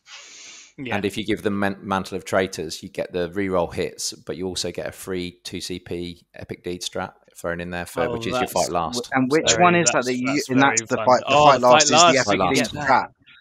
Yeah, that's the whole point. Free 2CP fight last strat is pretty sexy. Mint. Yeah. When you've already got fight last on Lucius as well. Yeah. But it's just again, he's very dangerously close to being the one more thing than you can necessarily bring a lot of the time. But the bare bones one, as you say, Lee, is so cheap that it probably does still have a place. So, Lee, round 3, you hit Alex Chancellor, our boy Alex Chancellor of Twisted Dice fame, who was running his Inquisition, Deathwatch, Imperial Guard, and Inquisitor Acolytes list. How did that go? Always lovely to play Alex. He's a lovely lad. Yeah, he's a good boy. I was a little bit worried on the start of this one because we were playing the long deployment, and I was thinking, I've got to run all the way across that bloody board, and I've got the Necron scenery, so I've not got much to hide behind as I run across the board. But it was another case of the durability of the units shone through, and even though you're getting shot by tank commanders and other stuff like that, they're not doing enough. And as long as you kind of get your Terminators into them turn 3, that's game over. As soon as you hit, there's nothing that they can do. You're basically just going to start chewing through the army. And again, they suffered from the fight last, where he used his Death Watch, charged into some Chosen. Lucius popped in to say hello, and then forget about your Storm Shields, forget about what else you've got on them. They're not going to withstand all of those attacks. Sorry, Stuart, you were going to say?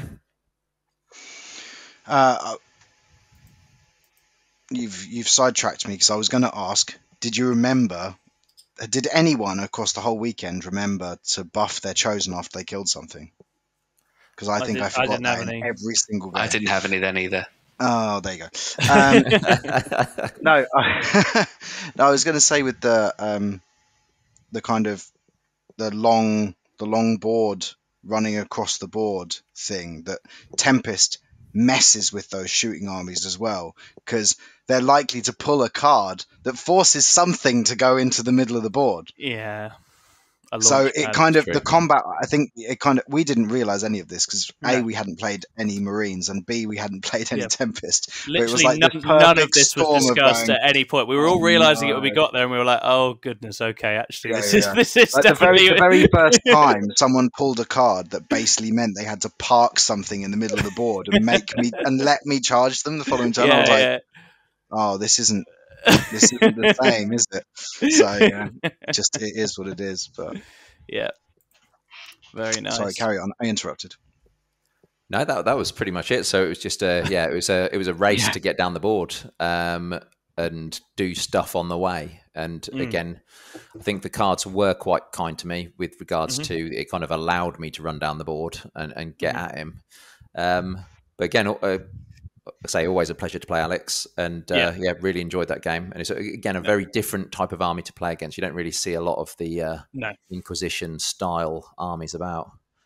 No, and he's really holding out and excited for that guard book as well, and I hope it is everything and more when it does arrive. And then game 4, you had John Holland and the White Scars, and this was another lovely thematic but also quite a scary list.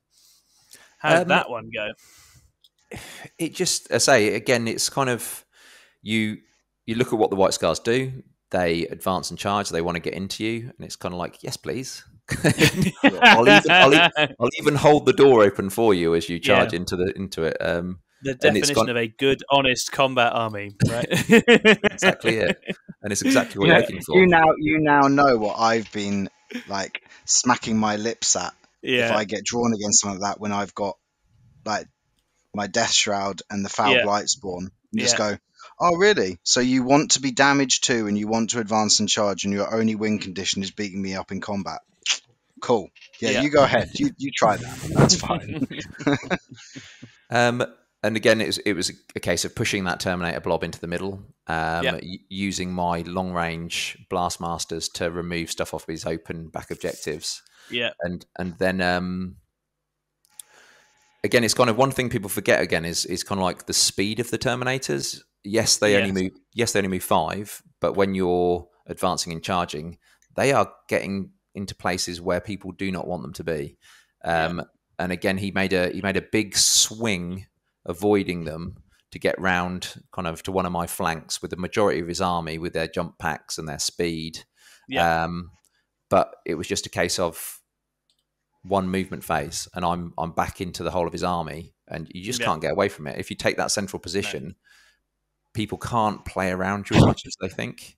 Especially with Honor the Prince. No, and it's why I think the center is so big for CSM in a way that isn't true of some armies. There's you really want to stage very confidently. And normally I'm moving away from the Prince. Oh, it's just so good, still so good. Because when you add that to advance and charge, like you're effectively going, okay, movement 5, roll a 3 on your advance. That's 8 inches of movement, and now I've got 12-inch charge threat range, but I'm guaranteed a 6 on one of those 2 dice. So, if you're 20, even if you're 15 inches away from me, I'm probably getting in, and then I'm going to surf 3 and consolidate 3, and I've gone halfway across the board with a unit that's movement 5. It's like, whatever. And one good thing about the Honor of the Prince as well is because you can activate it in the 2 phases, so you can pay 1 CP. Twice. And so you can advance 6. You can guarantee a 6 advance, and then you can guarantee the additional 6 for the start of the charge. So I didn't know that. That's really good. Yeah, that's amazing. Spicy. Oh, so once you activate it in the movement phase, does it not stay for their charge phase? No. So you activate it once for the movement. You'd have to use it again, but you can absolutely use it both times, and that's obviously or better. You could use it on one unit that needs to reach and another unit that needs to. Yeah, cool. So as long as you get those Terminators central, there's just not going to be a place that's relevant that they can't be. Like there just isn't going to be anywhere there. Next time we play, Lee, I'll remember to get out my 4-story high buildings and then lie them on their side between him and you. Right? Love it. If somehow whatever you've then charged does also survive, remember there's also the strat that you can basically consolidate again if someone falls back. I keep forgetting that's the thing. Or shoot them, or just shoot them for fun. And that's got even more jank as well, because if you set it up so you're kind of in between 2 units, again, you can, if they pull one back and move them away and forget to move the other one, you can just tag into the other one. You're absolutely done. Yeah. It's ironically, White Scars have one just like that I have been caught out by once. I was like, you cheeky devil. I was playing Jakari. I was like, you've just trapped me. What is this? We'll not have this. But that's good, and that's kind of as I say, that demonstrates I think better than most matchups because that was a solid win for you. That they just can't suffer you. The melee armies just cannot suffer Emperor's Children mano a mano. It just doesn't happen. And then round 5, I played against this awful bloke. Oh, some dickhead, yeah. Did he try and misplay the elixir? He definitely did. I don't think I drank it in that game. He wouldn't let me drink it. I was so dehydrated, I needed to drink it, and he wouldn't let me. But no, yeah, the last game was lovely. It was good fun. It was, yeah. But and yeah, as I say, you feel like you scored an own goal towards the end. I definitely did. I definitely did. But I could have probably done that when full charged as well. Though I've always got that in my locker to do something stupid. But it was such a close game, and it was a really interesting one though. So the mechanics of what Leigh had in his list versus my fight last. It was very, very interesting because the fight last wouldn't do the job against some of his big things. And I know as well the Terminators that he had running up my fight last. Even if I play that and get in there, I'm not killing them. So it's kind of you'll kind of have to be cagey because if you do throw your army in, you're probably not getting much of it back against the Baden. In certain units, and you're not getting it back against the Lord Discordant, and the Terminators will punch you back and take half of what you've put into them as well. So it was a very funny one. So we were kind of jousting from range and kind of trying to nip around flanks which were unguarded. I know you came in and took a nice bite out of me on one flank with your Venom Crawler, and I swung my Terminators round and took a Rhino and some Legionnaires and a that was a nice play. I remember that one. But it was a nice cagey game, but it was very tactical. It was kind of like we were at the top tables of a GT. It was serious all of a sudden, wasn't it? But no, a good way to end the tournament. And again, just to kind of echo the statement, the tournament was brilliant, wasn't it? The scenery, the venue. Always is there, isn't it? Yeah, and I know I said Alex was a wonderful player to play against, but I think like everyone was awesome. I didn't have a bad game. It was such a good event for that, wasn't it? Yeah. And just meeting new people who just there to have fun, and it was and it was you could see that at the end when everyone came out for a meal, everyone came out for a few drinks. It was, really good fun, nice bunch. Yeah, I can't imagine you'd ever be able to do it. I think especially with a lot of us, if we're only going to at our time of our lives commit to maybe a tournament a month, 6 weeks, something like that, you're going to go for either something local that works, or you're going to go for something big because. If you're going to commit, you might as well commit. Yeah. And something like this was a wonderful differential to that. Oh, definitely. Even so much as there was a live WhatsApp group for every member of the tournament. Yeah, that was 6 weeks fun. leading up to it. So even before we even got there, we'd already felt like a load of banter had already started. Yeah. A load of narrative had already got going. And completely. And that kind of even leads on to like people's lists and people starting to like spend their own personal free time to write little stories about their army and how they finished the campaign and things and like it's very unique in that manner and everyone bought in. Just to echo what Leigh was saying, the buy-in was perfect. It was the right people. And that's what John built there, and I think John should be very proud of himself. And I think 100%. that chat still exists, and I suspect a lot of those faces will return, and then obviously we'll get some new faces in, and I think the next go round next year will be even more charged for having the layer of story already built up. So that's extremely exciting. Cool. Stuart, do you want to just rattle through your games as well? I'll blitz mine pretty quick. So Red Corsairs. So I wanted to build on a narrative of get in, get out. Yep. Smash and grab. Smash and grab, precisely. So I had Huron himself. And a Dark Apostle and a Sorcerer. Mm-hmm. I was going to lean entirely into core, so I had no Demonkin in this list at all. Which is really cool and very effective, actually, because you could maximise all the core buffing potential. I was never out of position with anything from that perspective. I had some Cultists. I had 2 little units of Legionnaires. Yep. And then the meat and potatoes was a big unit of Terminators. Was it 10? Yeah, 10. Mm-hmm. And then a equally big unit of Chosen with plasma guns. And then a Master of Execution with some Nurgle gubbins. And the fun part of the list for me, what I've wanted to do forever and them actually work, was the bikes. Yes. So we had 9 bikes with the Black Rune of Damnation at T5 -1 to wound with a Mark of Slaanesh and an icon. Yeah. And we won't spoiler but you can give me your I impression of how dislike that them. worked. I dislike them, Stuart. I got a free pass on the Forge World thing as well, because I had in a box an incomplete, unpainted Dreadclaw, and I'm quite good at trying to force myself to paint at least one thing for a tournament if it gives you the motivation.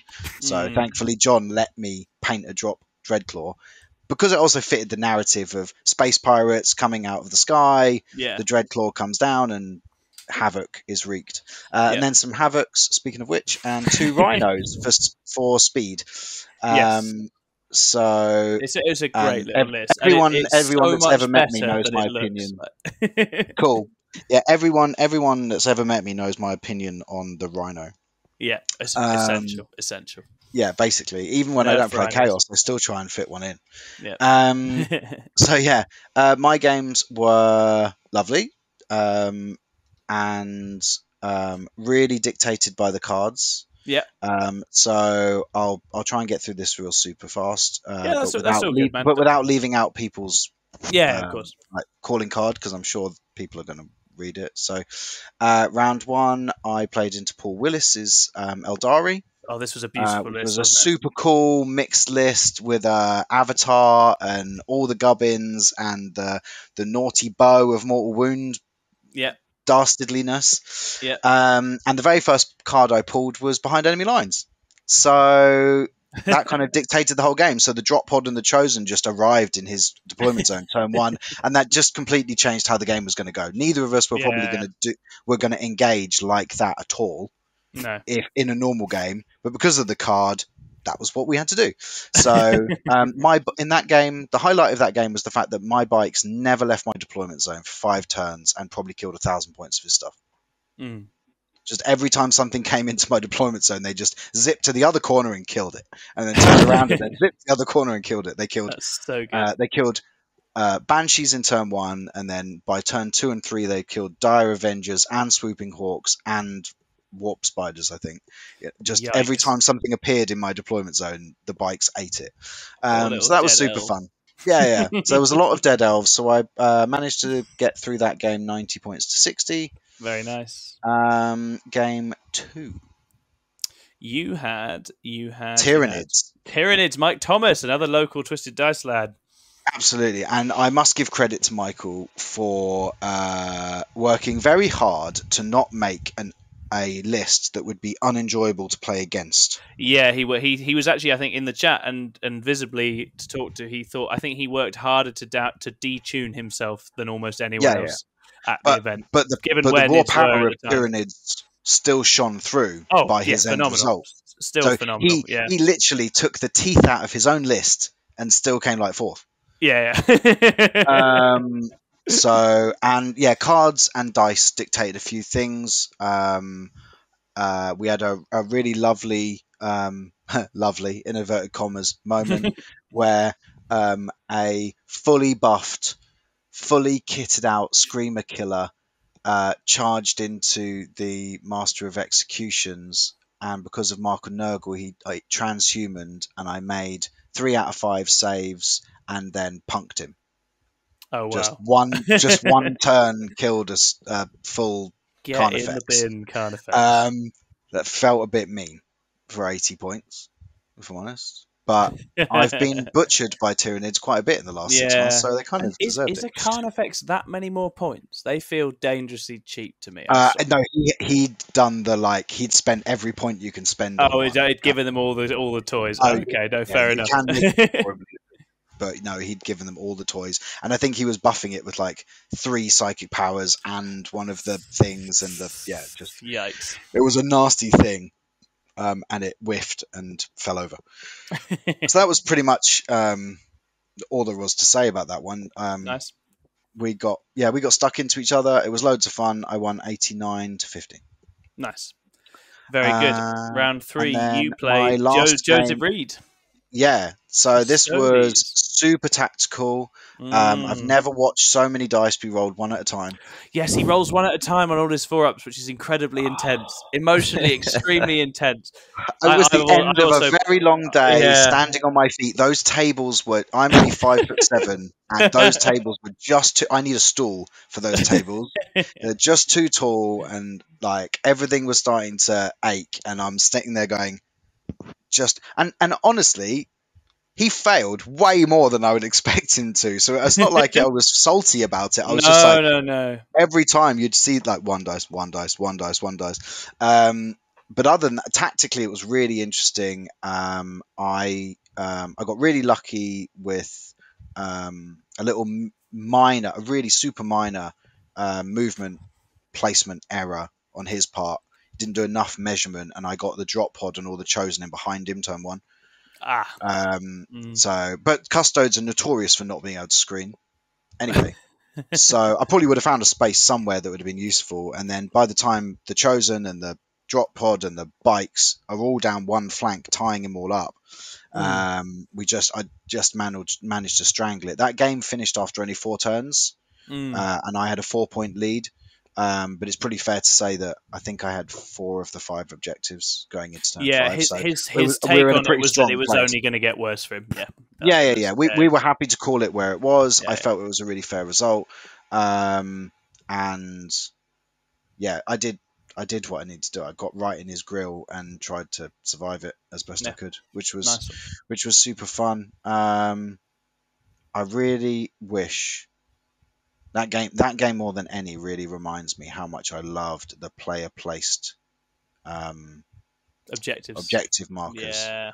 I found that mini game super fun all week. It might just be because of the way my brain works, but I felt I won that battle more than I lost it. How do we feel about one season of 40k that just brings that back for just 6 months? Just goes to town. Yeah. I'd absolutely love a 6-month pack. It's a bit different, isn't it? Try it, see what happens, then go straight back to something else if it doesn't work out. It's the beauty of seasons, isn't it? I'd love to see it. I'd put it in 3 of the 9. Oh yeah, or even just some of the missions. Yeah, just some of the missions. That'd be super cool. So 3 of the 9 are player placed. 2 of them you get to move to like priority targets. Yeah. Like if you had like a real mix, because it's just makes the game better. Right, we digress. Game 4. You had Martin. Game 4.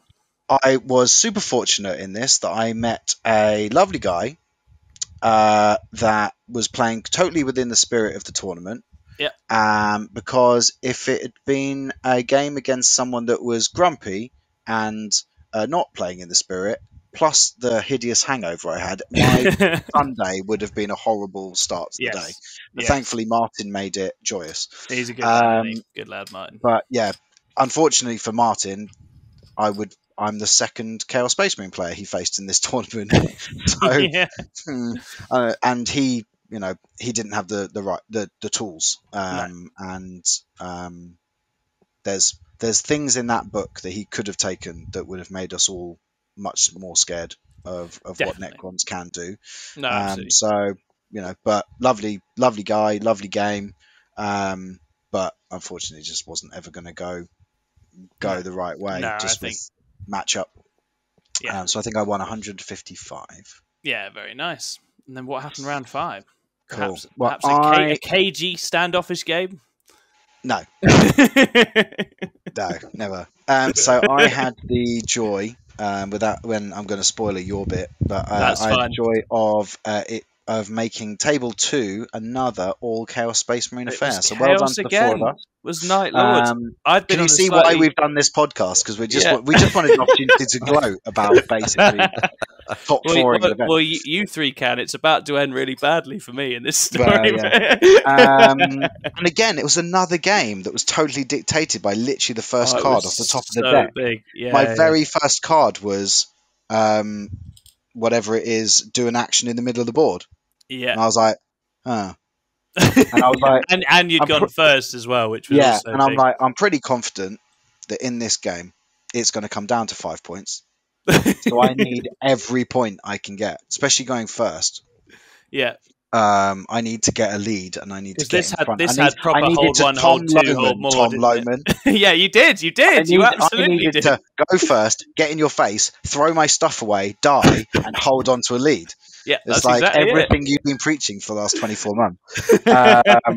And yeah, so we had an absolute blast. We overrun by 40 minutes, and we were never going to not finish that game because we had to do calling it early and just totaling it up would have been rubbish. Because it was a bloodbath, wasn't it? It was just an absolute bloodbath. So that table was absolute carnage. Always what the photos great. It looks super thematic. Non-breachable ruins in the middle of the board. Revelation. Yeah, they were huge. They were huge in this game. Made life super fun for a lot of reasons, which was great. You completely decimated my right flank. I completely held up your right flank. We just got stuck into each other. Completely gummed me up. Yeah. So good. Those bikes. We got to do a masterclass in moving in every phase but the movement phase, which was fun. To steal 5 points off of me, which was great. There was a fun bit. Was like, Stuart, I think I can do that thing that you do, where you steal objectives in the command phase. Would you help me do it? So we piled in correctly, we consolidated correctly, and then we regenerated the cultists and ended up on the middle objective stealing it. That was my favourite bit. That was by far oh my god, this is what it feels like when I do this with Poxwalkers. That was super fun. So that ended the same margin as the other Chaos Space Marine game. 95-90, yeah. And you did exactly that. You'd shut me down, died for the cause, and I just could not catch it. We got there in the end. I think I only scored 5 points in the last turn. Yeah, basically. That was right. And I was just trying to desperately chain up points, just couldn't quite do it. But you'd played it so well with the bodies, and there was one moment where I just let those fatal counters to OBSEC boys got backfield when I just absolutely had to do whatever it took to prevent it, and that was killer. I think you got 5 brave Chaos Space Marines that count as 10 brave Chaos Space Marines into the battlefield, and that was a massive headache. That and the bikes, which were just a endless quagmire. Yeah, I think the bikes and how many warp talons? 7, 8. They just There might as well have been none. There might as well have been none. They spent the whole game cuddling bikes, and then. And I thought about it every time. I was like, I could spend 2 CP to fall back. I'm like, I think I'm holding up a third of his arm. Yeah, you absolutely were. And I was still holding the objective whilst you were. It was super lovely weekend. Played in perfectly the right spirit. Hopefully, we didn't spoil it for everyone else. As I say, I think we get away with it once because the things that made it so strong, we just hadn't anticipated or even discussed. It wasn't the list building that was the issue in the end. Not at all. It's just that it's a book that if you're like, what if you didn't have to think about points, but could instead just go and do what you're good at, which is bodying people off the board? Then it's like, I'd love to do that and more CP. I'll rattle through and then we can wrap up. So I'd brought Night Lords and I had a lot of the things you'd expect. I had Terminators, I had Warp Talons, I had some Raptors with a fun relic for sprinkling mortal wounds around because I love that shit. I went quite Hero Hammer. I think slightly more. Obviously Lee had Abaddon, but I'd gone Big Lord Discordant, Big Demon Prince, lots of fun toys on that. And the Nurgle Demon Prince is an absolute wrecking ball, and I do love him. I had a very good time with him. But I also had 2 Helldrakes, which I was determined to take because I was like, they fly and they look spooky and it's appropriate. You spent a while painting them too. Right? I'd spent a while painting them, and I'm very, very fond of them. And they're not good. Are you still fond of them? I love them. I love useless things. That's a fault.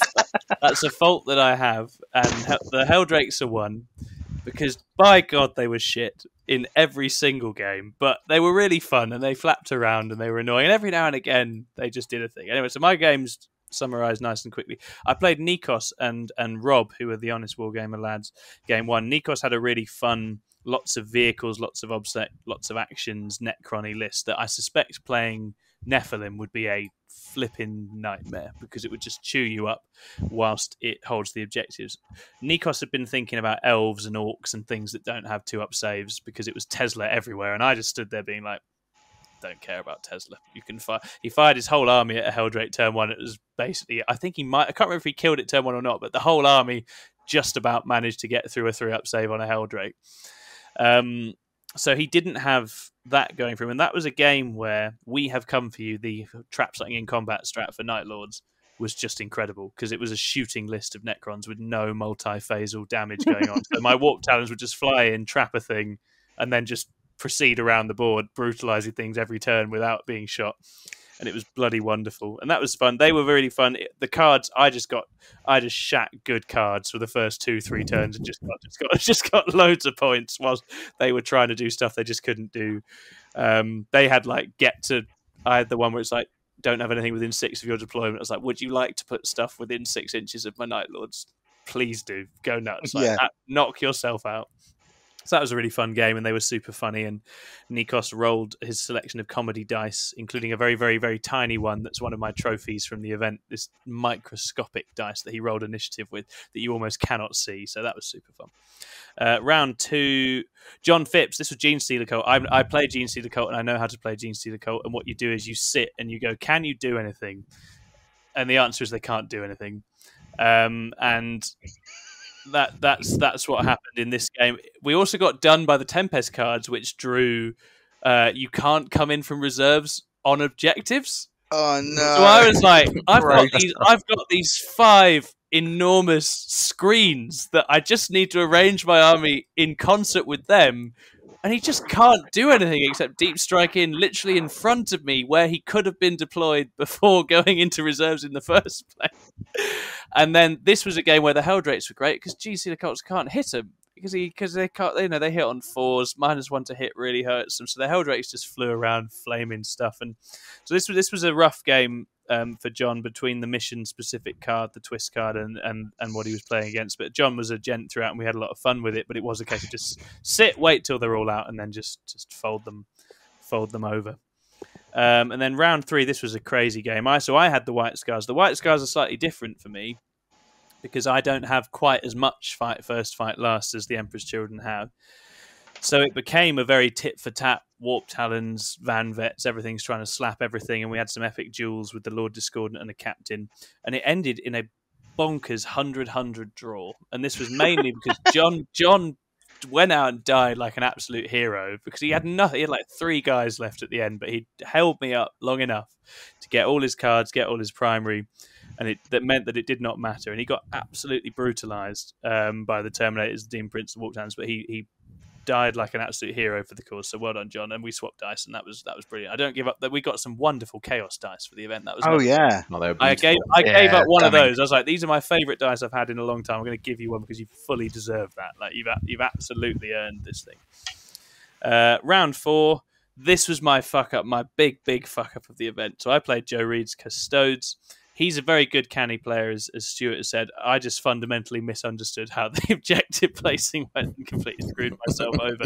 And so ended up attacking Custodes that had 3 objectives when I had 2 across a desert, which was just an absolute nightmare. That was really interesting because I deliberately set the objectives up against him to have 3 in one corner and to bait him into taking that side. And then I just pinned his whole army in 25% of the board and just slowly ground away at him. Very nice. That'd be interesting as to why that didn't work for the Night Lords. It was. I think it was a bit the board. We had a sort of a ton of dents across the middle and a couple of buildings, and there just wasn't a way to get to him with what I had. I couldn't be sort of YOLOing some bikes in to hold him up whilst I advanced and all that stuff. I think I probably could have played it a bit better. And we were talking about if I'd gone first, I would literally I can do a turn 1 deep strike. See, I did go That's first. my gimmick. So with first turn, I turn 1 deep strike, 10 Terminators literally on his objective in front of him in his deployment zone and go, right, we're doing this now, off we go. That was the only way, while the rest of the army's running up behind. To be fair though, those Contemptors, they're mean. Oh no, exactly. And I probably had to basically give them up to get the rest in to get the party started, but I'd have been happier in that situation. As it was, he played the space very well, and I just couldn't get in and tangle with him enough, and he played it super well. And then my dice were also atrocious. We had a Lord Discordant go into a Contemptor, fail to kill it, and then the Contemptor one shot him. I was like, this is not my day. This is all gone. This has all gone extra. And that was the Lord Discordant with the D3+3 Khorne Demon Relic as well, and he just utterly whited. So there were a couple of little moments, but Joseph played it super well and ground it out super well. And then round 5, as we've discussed, I played the Red Corsairs, and it was fun to absolutely kill the shit out of the Red Corsairs, but they missioned me like absolute pros. And those bikes were amazing. Warp Talons just could not get through the bikes. And it was a really good, really enjoyable game to end. Is less than fun. Just bonkers. The only highlight for me in that game was that a Helldrake, mostly due to Stuart forgetting what rules he had, options available, a Helldrake won a duel with the Master of Executioners, which was very satisfying. My 160 point Helldrake won a duel with his 80 point Master of Executioners, and I was delighted with that.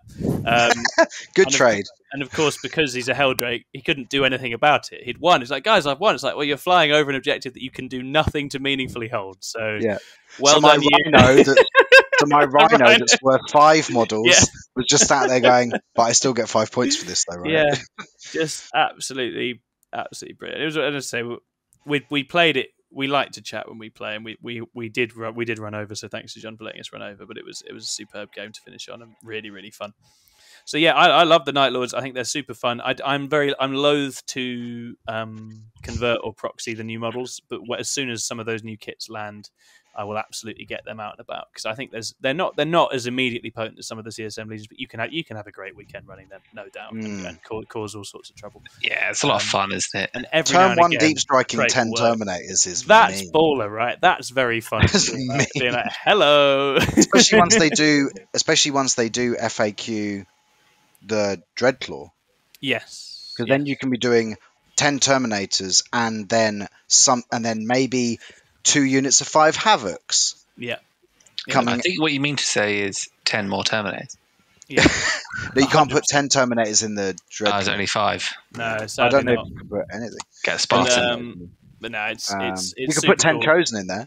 You've definitely got to play with it, and it'd be fun to have like one little Warp Talon pack in reserve, just in case they decide to not take that seriously and come forwards too much. Like, when you have turn 1 Warp Talons literally behind you, that's going to be very sad for you. So there's stuff you can do with that. But that was the event. The event was glorious. We all came away surprisingly impressed with the Chaos book, having not expected too much going in. It definitely held its own. Maybe we just need to make all events run Tempest all the time. Maybe that's the answer. That'd be great, wouldn't it? It'd be super good. Yeah.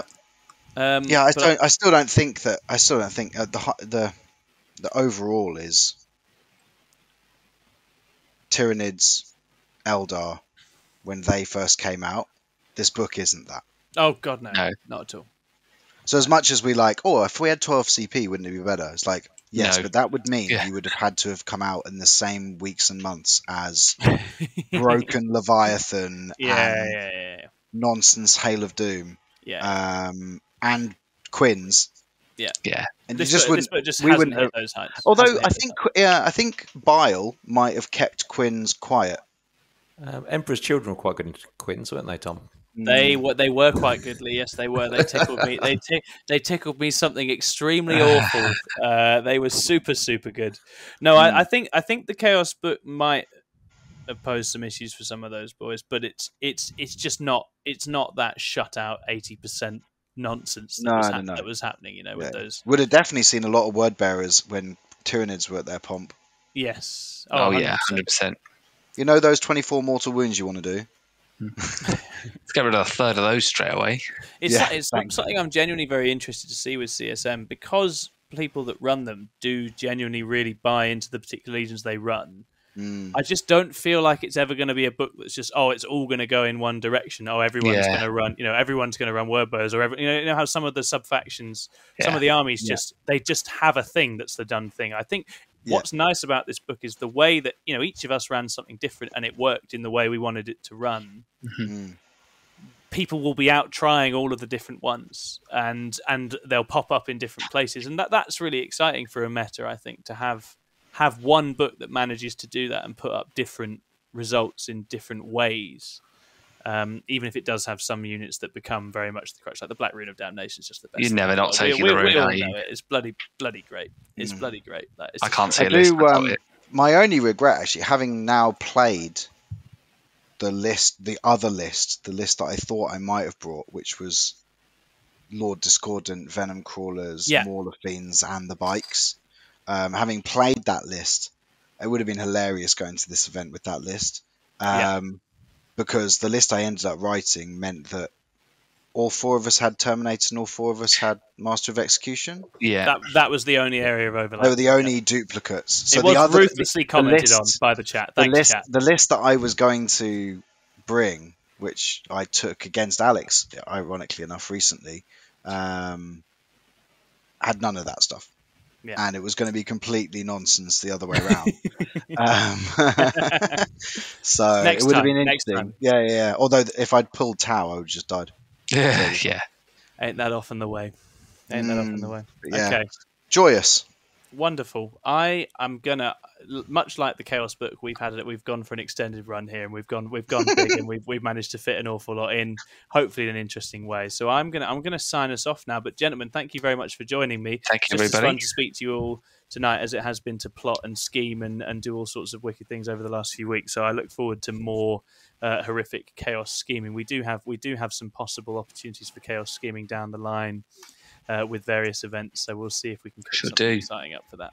But thank you very much for joining me, and we have been the Ploose. We've enjoyed talking all things chaos, and we will see you all again soon. Goodbye. Bye-bye. Bye.